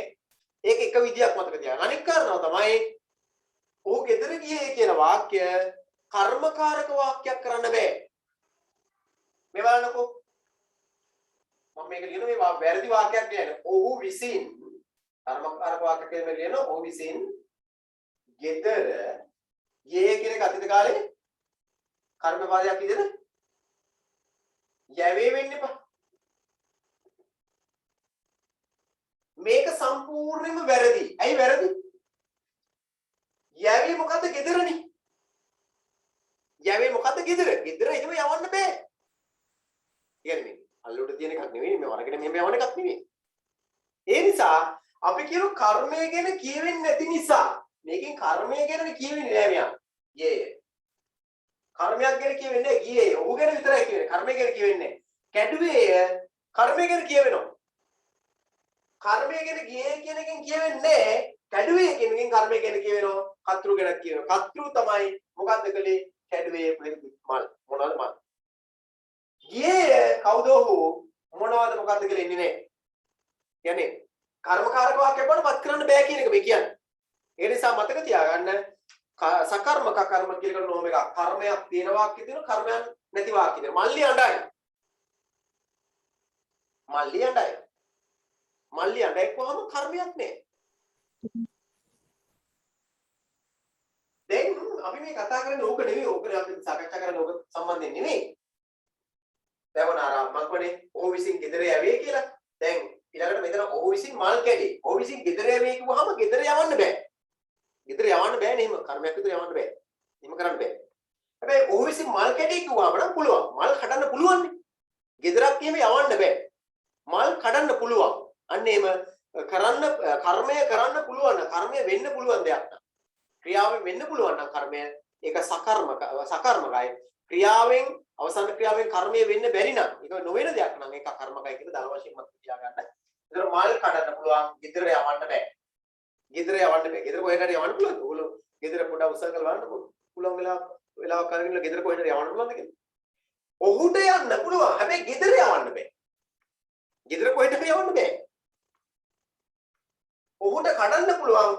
මල් කඩන්නත් පුළුවන්. මලුත් කැඩෙන ඔහුටත් පුළුවන් කඩන්න. මල් උනත් කැඩෙන්නත් පුළුවන්. මල් කැඩෙන්නත් පුළුවන්. ඒ මල් කඩන කෙනාට ඒක කරන්නත් පුළුවන්. හැබැයි ඔහුට යන්න පුළුවන් ගෙදර. හැබැයි ගෙදර යවන්න බෑ. ගෙදර කොහෙට හරි යවන්න. ඔක තේරුම් ගන්න හොඳට කර්මකාරක වාක්‍ය ලියනකොට මේක අපි රටව හඳ ගන්නවා. දැන් මේ කතා කරන්න වෙන්නේ මේකයි. මෙතන මේ සාකච්ඡා කරන්න වෙන්නේ මේකයි. ඒ තමයි මෙන්න මෙහෙම අකර්මක සකර්මක වාක්‍ය ගත්තාම අකර්මක වාක්‍ය කර්මයක් නැති වාක්‍ය දැන් උදාහරණයක් විතර ගත්තොත් එහෙම මල්ලි අඬයි. මල්ලි අඬයි. මේකේ කර්මයක් නැහැ. කර්මයක් ලියලා නැහැ නෙමෙයි. අඬයි කියන එකට කර්මයක් නැහැ. අඬයි කියන එකෙන් කර්මයක් ගැන කියවෙන්නේ. ඒක අකර්මක ධාතුවක්. අකර්මක ධාතු, සකර්මක ධාතු, ප්‍රකෘති අකර්මක ධාතු ප්‍රකෘති එකක් තියෙන. දැන් ඒක කතා කරන එකත් එක්ක ගොඩාක් වෙලා යන එකක්. මම දැන් මෙතන ගන්න යන්නේ නැහැ. අවශ්‍ය නම් ඔයගොල්ලෝ කමෙන්ට් එකක් දාලා දෙන්න. මම ඒක නැවත ආපහු කතා කරන්න. මේක තේරුම් නැතුනොත් එහෙම ආපහු කතා කරන්න. හරි දැන්ට පොඩ්ඩක් මේ විදිහට මතක තියාගන්න. මේ විදිහට මතක තියාගන්න. හරිද? හරි. එතකොට දැන් මල්ලි අඬයි කියන වාක්‍ය ගත්තාම අකර්මකයි. අකර්මකයි කියලා කියන්නේ කර්මයක් ලියලා නැති නිසා නෙවෙයි. අඬයි කියන එකට කර්මයක් පිළිටන්නේ නැහැ. ඔහු ගෙදර ගියේ කියන එකට කර්මයක් පිළිටන්නේ නැහැ. යනවා කියන වචනෙට කර්මයක් නැහැ. යනවා යක් කියන ධාතු ප්‍රකෘතියේ කර්මයක් පිළිටන්නේ නැහැ.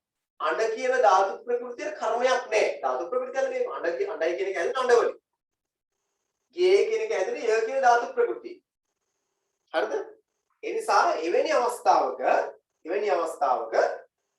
අපිට පේනවා මොකක්ද පේන්නේ? කර්මයක් නේ. අපි කර්මයක් කර්මකාරක වාක්‍යයක් කරන්න බෑ මේවා. කර්මකාරක වාක්‍යයක් කරන්න බෑ. ඒකයි කියන්නේ. අකර්මකයි. කර්මකාරක වාක්‍යයක් කරන්න සකර්මක වාක්‍යයක් වෙනවා. අකර්මක වාක්‍යයක් ප්‍රයෝජ්‍ය ක්‍රියාව බවට පත් කරනකොට මොකක් වෙනව කියනවාද? සකර්මක වාක්‍යයක් බවට පත් වෙනවා. මොකද්ද? අකර්මක වාක්‍යයක් ප්‍රයෝජ්‍ය ක්‍රියාවක් බවට පත් වෙනවා. ප්‍රයෝජ්‍ය ක්‍රියාවක් බවට පත් වුනහම ඒක සකර්මක වෙනවා කියලා කියන්නේ. සකර්මක වෙනවා කියලා කියන්නේ. මේ බලන්න. මලි අඬයි බලන්න මේක උලම්මන කර්මකාරකෙන් ලියන්න මේ ප්‍රයෝජ්‍ය ක්‍රියාව පාවිච්චි කරලා ලියන්න මල්ලි අඬවයි කියලා. අඬවයි. දැන් මේ මල්ලි මොකක් වෙලාද? සකර්මක වෙලා. කවුරු හරි කෙනෙක් කරනවා. සකර්ම. මේ කර්මයේ බවටපත් වෙලා. සකර්ම. අඬවයි අඬයි කියලා තිබුණ අකර්මක ආඛ්‍යාතය අඬවයි කියලා එනකොට සකර්මකයක් බවටපත් වෙනවා. මේක අම්මා අයියා නැත්නම් අක්කා කියලා ගත්තොත්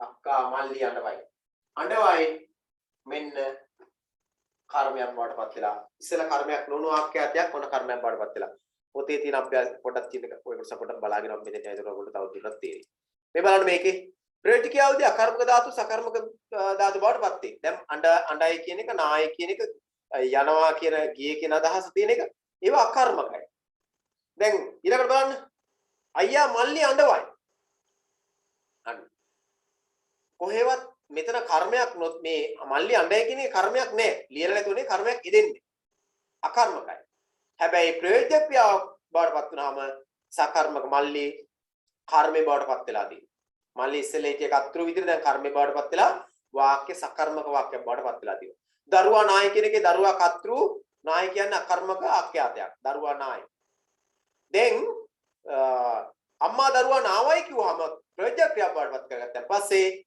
අන්න අම්මා ඇවිල්ලා දැන් ඊට පස්සේ දරුවා මොකක් වෙලාද සකර්මකයේ බවටපත් වෙලා නැත්තම් සකර්මක ආඛ්‍යාතයක් බවටපත් වෙලා නාවයි කියන එක තමයි වෙලා තියෙන්නේ.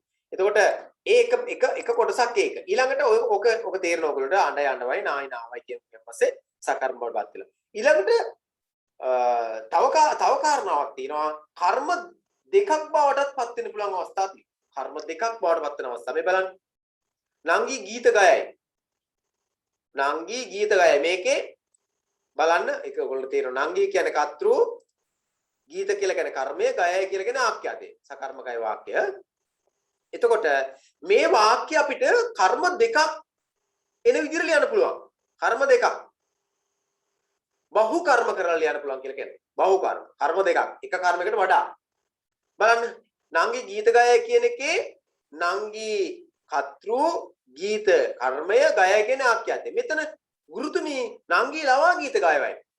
මෙන්න මේකේ කතෘයි කර්මය විදිහට තිබුණු පද දෙක ප්‍රයෝජ්‍ය ක්‍රියාවක් බවට පත් වෙනකොට මොකක් වෙලාද? නංගී ගීතයි කියන දෙකම කර්මය බවට පත් වෙලා තියෙනවා. නංගීත් කර්මය වෙලා ගීත කියන එකත් කර්මය වෙලා ගුරුතුමිය කතෘ බවට පත් වෙනවා. කතෘ බවට පත් වෙලා. ඔක තමයි මෙතන මේ කියන්නේ බහු කතෘ කියලා කියන්නේ. බහු කර්ම කියලා කියන්නේ. ඒතකොට නංගී කියන එකත් කර්මය මේකේ ගීත කියන එකත් කර්මය. ඊළඟට මෙතන නංගී කියන එක මොකක්ද? කතෘ. මෙතෙන්ට එනකොට ප්‍රයෝජ්‍ය ක්‍රියාවක් ආපු නිසා ඒක කර්මයේ බවටපත් වෙලා. හරිද? වඩුවා කියන එක වඩුවා පුටු සදයි කියන එකේ වඩුවා කියන එක කතෘ ඒක ප්‍රයෝජ්‍ය ක්‍රියාව බවටපත් කරගත්ත තැන තාත්තාව වඩුවාලව පුටුවක් සදයි කියවම අන්න වඩුවා කියන වචනේ මොකක් වෙලාද? කර්මයේ බවටපත් වෙලා. පුටුව කියන එකත් කර්මයේ බවටපත් වෙලා. කර්ම දෙකක්. ඒක අපි කියන්නේ බහු කර්ම කියන තැන ඔන්න ඔක තමයි තියෙන්නේ. දැන් අන්න ඒ වගේ මේ වාක්‍ය ටික දිහා බලාගෙන මෙන්න මෙතෙන්ට වාක්‍ය අකර්මක වැකි සකර්මක වැකි බවටපත් කියපු වාක්‍ය දෙකක් ලියන්න. අර පොතේ තියෙන උදාහරණය අනුව සකර්මක ක්‍රියා ප්‍රයෝජක බවටපත් වීමේදී බහු කර්ම වන බව. කර්ම දෙකක් බවට සකර්මක වුණොත් අකර්මක වාක්‍යයක් තිබුණොත් ඒක ප්‍රයෝජක ක්‍රියාව බවටපත් කරගත්තාම සකර්මක වෙනවා. සකර්මක ක්‍රියාව බවටපත් වෙනවා. ඊළඟට සකර්මක ක්‍රියාවක් යෙදෙන වාක්‍යයකදී තියෙන කර්මය කර්තෘ කර්ම බවටපත් වෙලා බහු කර්ම වාක්‍ය බවටපත් වෙනවා. බහු කර්ම බවටපත් වෙනවා. ඔක තමයි මේ කියන්නේ. තේරුම් නැතොත් මට මෙසේජ් එකක් දාලා දෙන්න. මම මේක ආපහු ඊළඟ දවසේ කියලා දෙනවා. හරිද? මේ අභ්‍යාසය කරලා මේ නිබන්ධනය වැටි කියනම් ඔයගොල්ලන්ට ওই විදිහට අවසන් කරන්න පුළුවන්. මේක ඔයගොල්ලෝ කරලා තිබ්බා. ගොඩක් අය කරලා ඉවර තිබ්බා. සමහරවිට තේරෙන්නේ නැහැ කියලා තේරෙලා තිබ්බා. අපි ඒක වෙලාව අරගෙන අමුතර වෙලාවක් කරගෙන කතා කරමු. හරිද? හරි මම එන මේ නිබන්ධනය අද ගන්න යන්නේ නැහැ අද. ඔයගොල්ලෝගේ ගන්න පොත මොකද්ද? ව්‍යාකරණ විමසුම් පොත අරගන්න. ව්‍යාකරණ විමසුම් පොත අරගන්න. ව්‍යාකරණ විමසුම පොතේ ලිඛිත අභ්‍යාස කියන තැනට යන්න. ව්‍යාකරණ විමසුම පොතේ ලිඛිත අභ්‍යාස. පාද සඳහන් ක්‍රියා පද ප්‍රයෝජක ක්‍රියා බවට පද බවට හරවා අර්ථවත් වාක්‍ය බැගින් ලියන. වාක්‍ය දැන් ලියන්න එපා. මෙන්න මේ පද ටික ටක් ගාලා ප්‍රයෝජක ක්‍රියා බවට පත් කරන්න.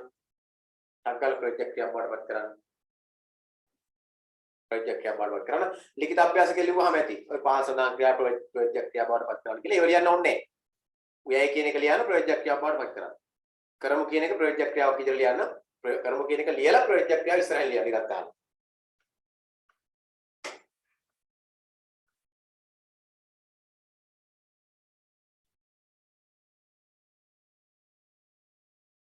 වචන පහක් තියෙනවා. ඊළඟට කාලාත සම්භාව්‍ය ක්‍රියාපද යොදා වාක්‍ය දෙකක් වශයෙන් දී ඇති පාඨසදාන වාක්‍ය තනි වාක්‍යයක් බවට පත් කරන්න. ඒක දැන් කරන්න එපා. ඒක ගෙදරදී කරන අභ්‍යාසයක් විදියට. පහත සඳහන් ක්‍රියාපද අනියමාර්ථ සම්භාව්‍ය ක්‍රියාපද බවට හරවා ලියන්න. හරවා වාක්‍ය බැගින් නිර්මාණය කරන්න. වාක්‍ය පස්සේ කරන්න. මේවා අනියමාර්ථ සම්භාව්‍ය ක්‍රියාපද විදිහට ලියන්න. මේ හතර පහටක් ගාලා ප්‍රශ්න අංක 3 ඇදුවා.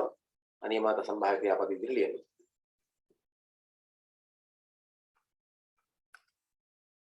දෙකක් දැන් කරන්න භාගේ ප්‍රශ්නේ. දෙවෙනි ප්‍රශ්නේ මෙන්න මේකයි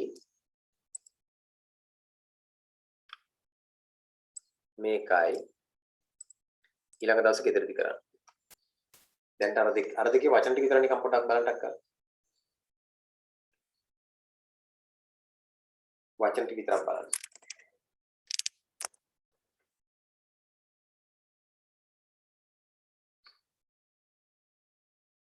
ඉවරන ගම රයිට් හෑන්ඩ් කරන්න පොත පෙන්නන්න ඕන මේ කැම් එකෙන්.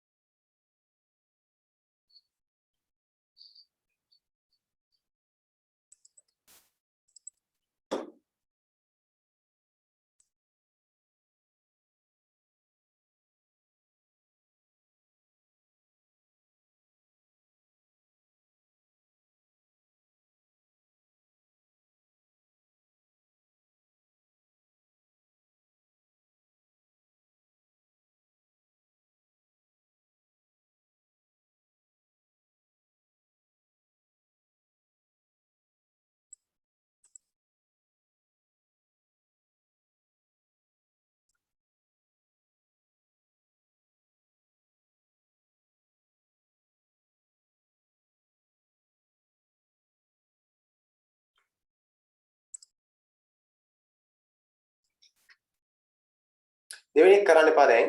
ඔය highlight කරලා තියෙන දෙක ගෙදරදී කරන්නේ. දැන් කරන්න එපා. දැන්ට අර ටික පොඩ්ඩක් නිකන් ඔයගොල්ලෝ මේ අභ්‍යාසය අවසන් කරන්න ඕන නිසා මම පොඩි අභ්‍යාසයක් විතර ඔයගොල්ලන්ට දුන්නේ. උයයි කරමු කඩයි බසිති කියන එක ප්‍රොජෙක්ට් එකක් වඩපත් කරලා ලියන්න. වසි අඬයි යයි නලවයි කියවයි කියන ඒවා මොනවා අනියමාර්ථ සම්භාව්‍ය විදිහට ලියන්න. අනියමාර්ථ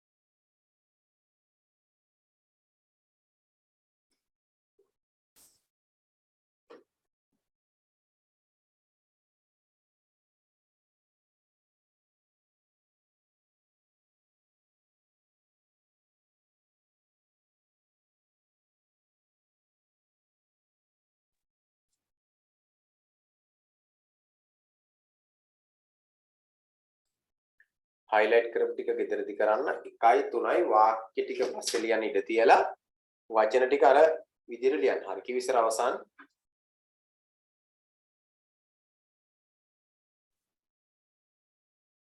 ලේසි වැඩක් නෙවෙයි. මෙහෙම වෙලා යන වැඩක් නෙවෙයි.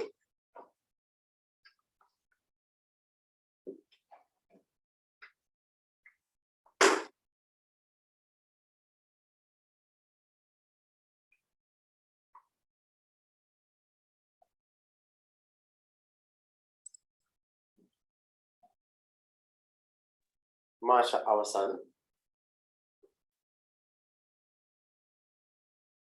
ඉස්සර මාෂා දෙන්නේ අවසන්. චමෝන් මාෂා අවසන්.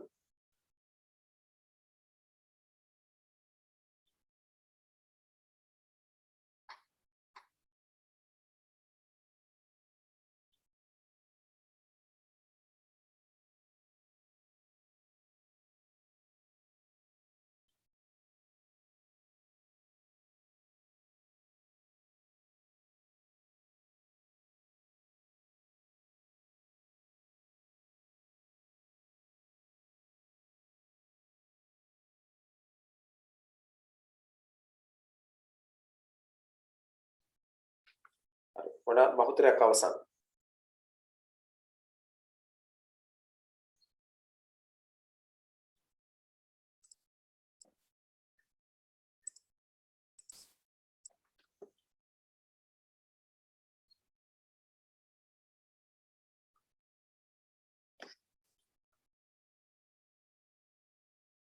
හරි මම හිතනවා මේ ප්‍රමාණවත් කියලා මම පොඩ ඒක මේ ඇත්තට පස්සේ කරන්න ගෙදරදී කරන්න කියලා කියන්න තිබ්බා. නමුත් මම අර උත්සාහ කරගොල්ලන්ට නැවත පාඩම අවසන් කරන වෙලාවේ චුට්ටක් මතක් කර ගන්න ඕන නිසා ඕකේ පිළිතුරු ටික. ඒ කියන්නේ ඔකට එන්න ඕන ඔය ටික ලියලා ඉවරන පස්සේ ඊළඟ දවසට ඒක සාකච්ඡා කරලා නිරාකරණය කරගමු. තනි වාක්‍ය ඉදිරි ලියන ටික සහ ඔකෙත් වාක්‍ය ටික ඔයගොල්ලෝ ලියන්න විදියට ලියන ටික මම හිතනවා වාක්‍ය ටික ලියවෙන්නත් ඕන. හරිද? හරි. ඊළඟට අපි ප්‍රශ්න ටික කතා කරමු ටික අඩිය දෙන්න එකට. ඔය අනුව අපි 15 වෙනි පාඩමත් 16 වෙනි පාඩමත් ඔය විදිහට අවසන් කරගන්නවා. ඊට ඊළඟ දවසේ 16 වෙනි පාඩම 16 වෙනි පාඩමට යන්න දෙන්නේ දිඨ දාන කියන පාඩම කීටි කතාවක් තියෙනවා. අපි ඒක සාකච්ඡා කරමු ඊළඟ දවසේ. ඊට පස්සේ පොඩක් ඉන්න මේ තව කොටසක් තියෙනවා අපිට. නාඩියක් තියෙනවා.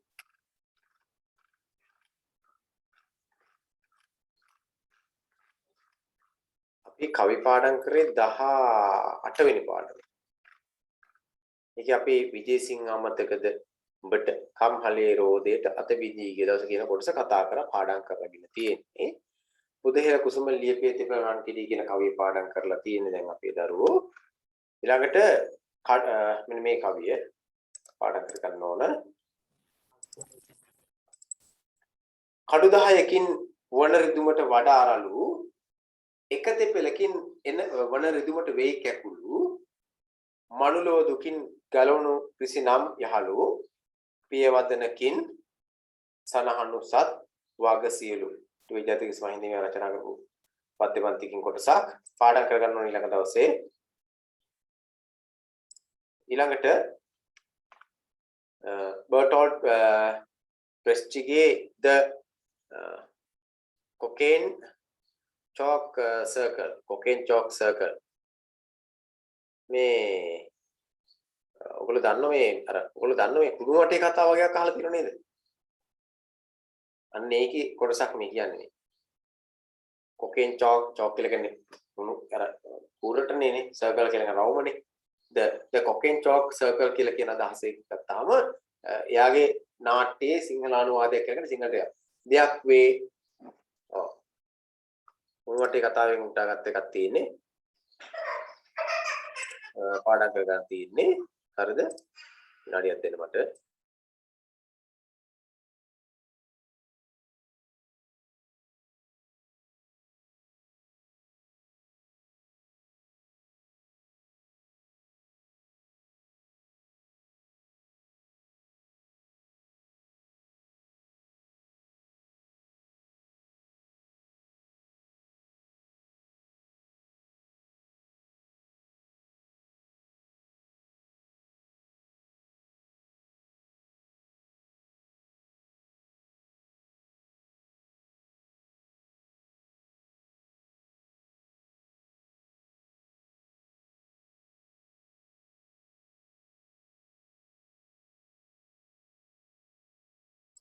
හරි. එතකොට මේ කවිය මේ කොටස පාඩක දෙයක් වේ නම් යම් සුදුසාට මායිති විය යුතු ම කියන ලෙස මේලෙද ලැබිය යුතු අයමයි ලැබිය යුතු කියන කොටස පාඩම් කරගන්න. ඊළඟට ඉස්සර කාලේ ඉරහඳ සෙවණේ ගහකොළ නැමුදු මිනිසුන්නේ ඔබ දැන සිටියා වනාන්තරේ වගේ ඒකයි කලගුණ මෙනෙහි කලේ කියන දැන වෙනකම් කොටස් 3යි. අමාරුනේ. තව දෙකයි අපිට පාඩම් 3යි අපිට පාඩම් කරන්න තියෙන්නේ. ඔය කොටස් 3 පාඩම් කරගන්න ඊළඟ දවසේ වෙනකොට මෙතන ඉඳලා මෙන්න මේ කොටස් 3. සමහර පාඩම් කරලා ඉවරයි කියලා එවලා දෙනවා. ඉතාලම හොඳයි. මම කියන්නේ කියනකම් ඉන්න එපා පාඩම් කරලා අවසන් කරගන්න. පාඩම් කරලා අවසන් කරගන්න. හරිද? ඊළඟට අපි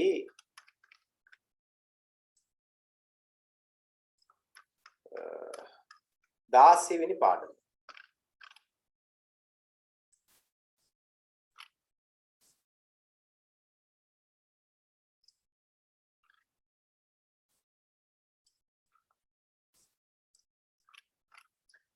දිඨ දාන කියන පාඩම අපි ඊළඟ දවසේ සාකච්ඡා කරන මාතෘකාවක් පාඩමක්. මේක මම සාරාංශයක් ගන්න ඔයගොල්ලෝගෙන්. ඉස්සෙල්ලා ඒ කියන්නේ මේ කෙටි කතාවක් කියලා කියන්නේ මේ කෙටි කතාවක් කියලා කියන්නේ මෙහෙම කියලා පියවරෙන් පියවර මේ මොනවද ජන කතාවක් වගේ කියලා දෙන්න පුළුවන් එකක් නෙවෙයි. කෙටි කතාවක් කියලා කියන්නේ මේ පුතේ මෙන්න මේකයි වුනේ මෙන්න මේකයි වුනේ කියලා එහෙම පිළිවෙලට කතාවක් කියලා දෙන එකක් නෙවෙයි කෙටි කතාවක් කියලා කියන්නේ. කෙටි කතාවක් කියලා කියන්නේ තනියෙන් කියවලා රස විඳින්න ඕන එකක්. ඉතින් ඒක තනියෙන් කියවලා රස විඳින්න ඕනට ඕන අපි ළමයි කතා කරනවා මේක. කතාව සම්පූර්ණයෙන් කතා කරනවා. ඒ කතා කරනකොට ඔයගොල්ලෝ මේකේ අදාළ කොටස් ටික පිළිබඳ අවබෝධයක් තියාගන්න. ඒතොර හරි අදාළ කොටස් පිළිබඳ අවබෝධයක් තියාගන්න 16 වෙනි පාඩමේ නිබන්ධනේ ගත්තාම 16 වෙනි පාඩමේ නිබන්ධනේ ගත්තාම නඩියක් ඉන්න 16 වෙනි පාඩමේ නිබන්ධනේ 16 වෙනි පාඩමේ නිබන්ධන ඔයගොල්ලෝ ගාව ඇති මේ 16 වෙනි පාඩමේ නිබන්ධනේ අපිට බොහෝ දේවල් හිස්තෙන් සම්පූර්ණ කරන්න තියෙන නිසා අපිට අවශ්‍ය කරන වටපිටාව මේක හදා ගන්නට ඕන. එතකොට අපි කතා කරන බොහෝ කාරණා ටිකක් තියෙනවා. අපි විදිහට කතා කරනවා මේකේ මම මේ පාඩම ආශ්‍රයෙන් ඔයගොල්ලොන්ට ඊළඟ දවසේ දෙනවා පන්තිය පටන් ගන්නකොට අභ්‍යාස. පන්ති ආරම්භ කරනකොට අභ්‍යාසයක් දෙනවා. ඒ තමයි පාඩමේ නම තියලා කමක් නෑ එනකොට ළම ලියාගෙන ආවක් කමක් නෑ පන්තියට කොට 17 වෙනි පාඩමේ දිඨ දාන කියන මාතෘකාව ලියලා ප්‍රශ්නයක් දෙනවා. ඒ වෙලාවෙම පිළිතුරු ලියලා ඒ වෙලාවෙ වන්න ඕන. WhatsApp කරන්න ඕන. ප්‍රශ්නේ තමයි අවස්ථා සම්බන්ධයෙන් කවුද කිව්වේ කාටද කිව්වේ? ඒ වෙලාවෙම උත්තරේ ලියන්න ඕන. ඒ වෙලාවෙම උත්තරේ WhatsApp කරන්න ඕන. හරිද? මම වෙලාවක් දෙන ඒ වෙලාව ඇතුළත ලියලා තිබුණා නැත්නම් WhatsApp කරන්නටම ඕන. මම ඒ වෙලාවට පිටුර බලලා ඉවරලා අපි කලින් එනකොට පත් සම්බන්ධ කරනවා. අරගෙන ඉවරලා ඔයගොල්ලෝ අවශ්‍ය සතියේ මතක තියාගන්න 7යි 15 20 25 කාල සීමාව තුළ පන්තියට ජොයින් වෙන්න. එතකොට අපිට අර කවි ටික පාඩම් ගන්න ඒව අමතර වෙලාව ඒ ටික අරගෙන ඉවරලා කතා කරගෙන පාඩම් කරගන්න කටි කරගන්න පුළුවන්. ඒ නිසා ඒකට සූදානම් වෙන්න. හරි. එහෙනම් මම ඔන්න දැන් කිව්වා මොන ටිකද කරන්නේ මේක 16 වෙනි පාඩමේ අවස්ථා සම්බන්ධය ලියන්න සූදානම් වෙන්න ඔන්ලයින් කරන්නේ. ඒ වෙලාවෙත් දෙනවා මම ඒ වෙලාවේ දෙන්නේ අවස්ථා සම්බන්ධය ඔයගොල්ලෝ පොත් ටික අයින් කරන්න ඕන. අයින් කරලා ඒ වෙලාවේ උත්තර ලියන්න ඕන. ඒ වෙලාවේ උත්තර ලියලා ඒ වෙලාවෙම WhatsApp කරන්න. පිළිතුරු ඒ වෙලාවේ WhatsApp කරන්න. ඒක තමයි ගෙදරදී කරන් දෙන ප්‍රධානම වැඩේ ඊළඟට 16 වෙනි පාඩම සූදානම් කරගෙන ඉන්න. ඊළඟට 18 වෙනි පාඩමේ ඔයගොල්ලෝ කවි තුනක් පාඩම් කරගන්නවා. කෙටි කවි තුනක් තියෙන්නේ. මේ කවි තුන පාඩම් කරන දෙවෙනි කාර්ය විදියට තුන්වෙනි කාර්යය ඔයගොල්ලෝ අනිවාර්යයෙන්ම 14 වෙනි පාඩමේ ව්‍යාකරණ විමසීමේ අර වචන ටික පෙළගස්සන්නේ වචන ටික පෙළගස්සන්නේ මේක කරන්නේ ඒක ඒ ටිකේ වාක්‍ය ටික ලියන්න ඕන. ඊට අමතරව තව වැඩ දෙකක් දුන්නේ කරන්න කියලා අන්න ඒක කරගෙන එන්න ඕනේ කියලා. ඒ වැඩ ටික තමයි කරන්න තියෙන්නේ. තාම මොනවද දුන්නද කරන්න කියලා? නෑනේ. දුන්නද නෑ?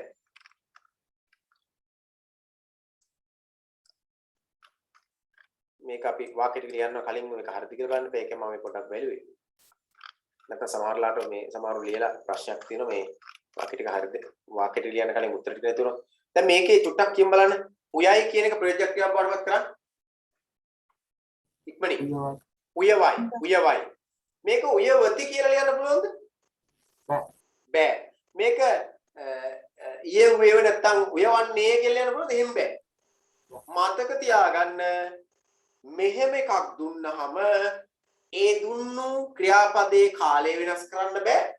ඒ දුන්නු ක්‍රියාපදයේ වචනයෙන් වෙනස් කරන්න බෑ. ඒක වචන බහුවචන තියෙනවා. බහුවචන තියෙනවා. බහුවචන ලියනවා. ඒක වචන ලියනවා. දැන් ඔන්න එකක් මම කිව්ව කාලය වෙනස් කරන්න බෑ. මෙතන විතරන්නේ ඕනම අවස්ථාවක කාලය වෙනස් කරන්න බෑ. වචන ભેදය ඒක වචන බහුවචන කියන ભેදය වෙනස් කරන්න බෑ. පුරුෂ ભેදය උත්තම පුරුෂ මධ්‍යම පුරුෂ ප්‍රථම පුරුෂ කියන පුරුෂ ભેදය වෙනස් කරන්න බෑ. ඒක තමයි මෙතන තියෙන කොන්දේසි. හරිද? ඉතින් උයයි කියන එක උය වයි කියලා එන්නට ඕන. කරමු කියන එක කරවමු කියලා එන්නට ඕන. ඊළඟට කඩයි කියන එක කඩවයි කියලා එන්නට ඕන. බසිති කියන එක බසිති කියන එක තව බසිති කියන එක ආකාර දෙකකට ලියන්න පුළුවන්. එකක් තමයි බස්සවති. ඒක හරියම ලේඛනගත වචනයක් නෙවෙයි. නිවැරදි වචන මම බෝඩ් එක ලියනවා ඔයගොල්ලෝ පෙනේ කියලා හිතනවා මම. බසිති කියන එක නිවැරදි මේක මම කියන්නේ. බස්වති. ඕන්න මේක කටවහරගෙන බස්සවති කියලා ලියන්නත් පුළුවන්. හැබැයි හරීම එක පළවෙනි එක බස්සවති. බස්සවති කියන එක කටවහරේ වචනයක්. ඒ නිසා හරීම වචනේත් මතක තියාගන්න ඕනේ. හරීම වචනේ බස්සවති කියන වචනේ බව මතක තබා ගන්නට ඕන. හරිද? ඕනනම් තව ක්‍රමයකට ලියන්න පුළුවන් මේක.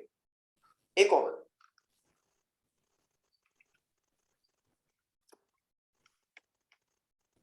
බස්සවති ඔය ක්‍රම දෙක මතක තියාගන්න ඕනේ. තව ක්‍රමයක් තියෙනවා බලන්න. ඊළඟට කියමි ඒක ලේසි. කියවමි කියලා පිළිතුර ගන්න ඕන. ওই වාක්‍ය ඔය ටික වාක්‍යවල ලියන්න ඕන. වාක්‍ය හදන්න ඕන. හරිනේ? වාක්‍ය හදන්න ඕන. එතකොට මට කියන්නකෝ බස්සවත් කියලා ලියන්න පුළුවන්. බස්සත් නෙවෙයි බස්සවත් කියලා එන්න ඕන. හරිද? බහුවචනනේ.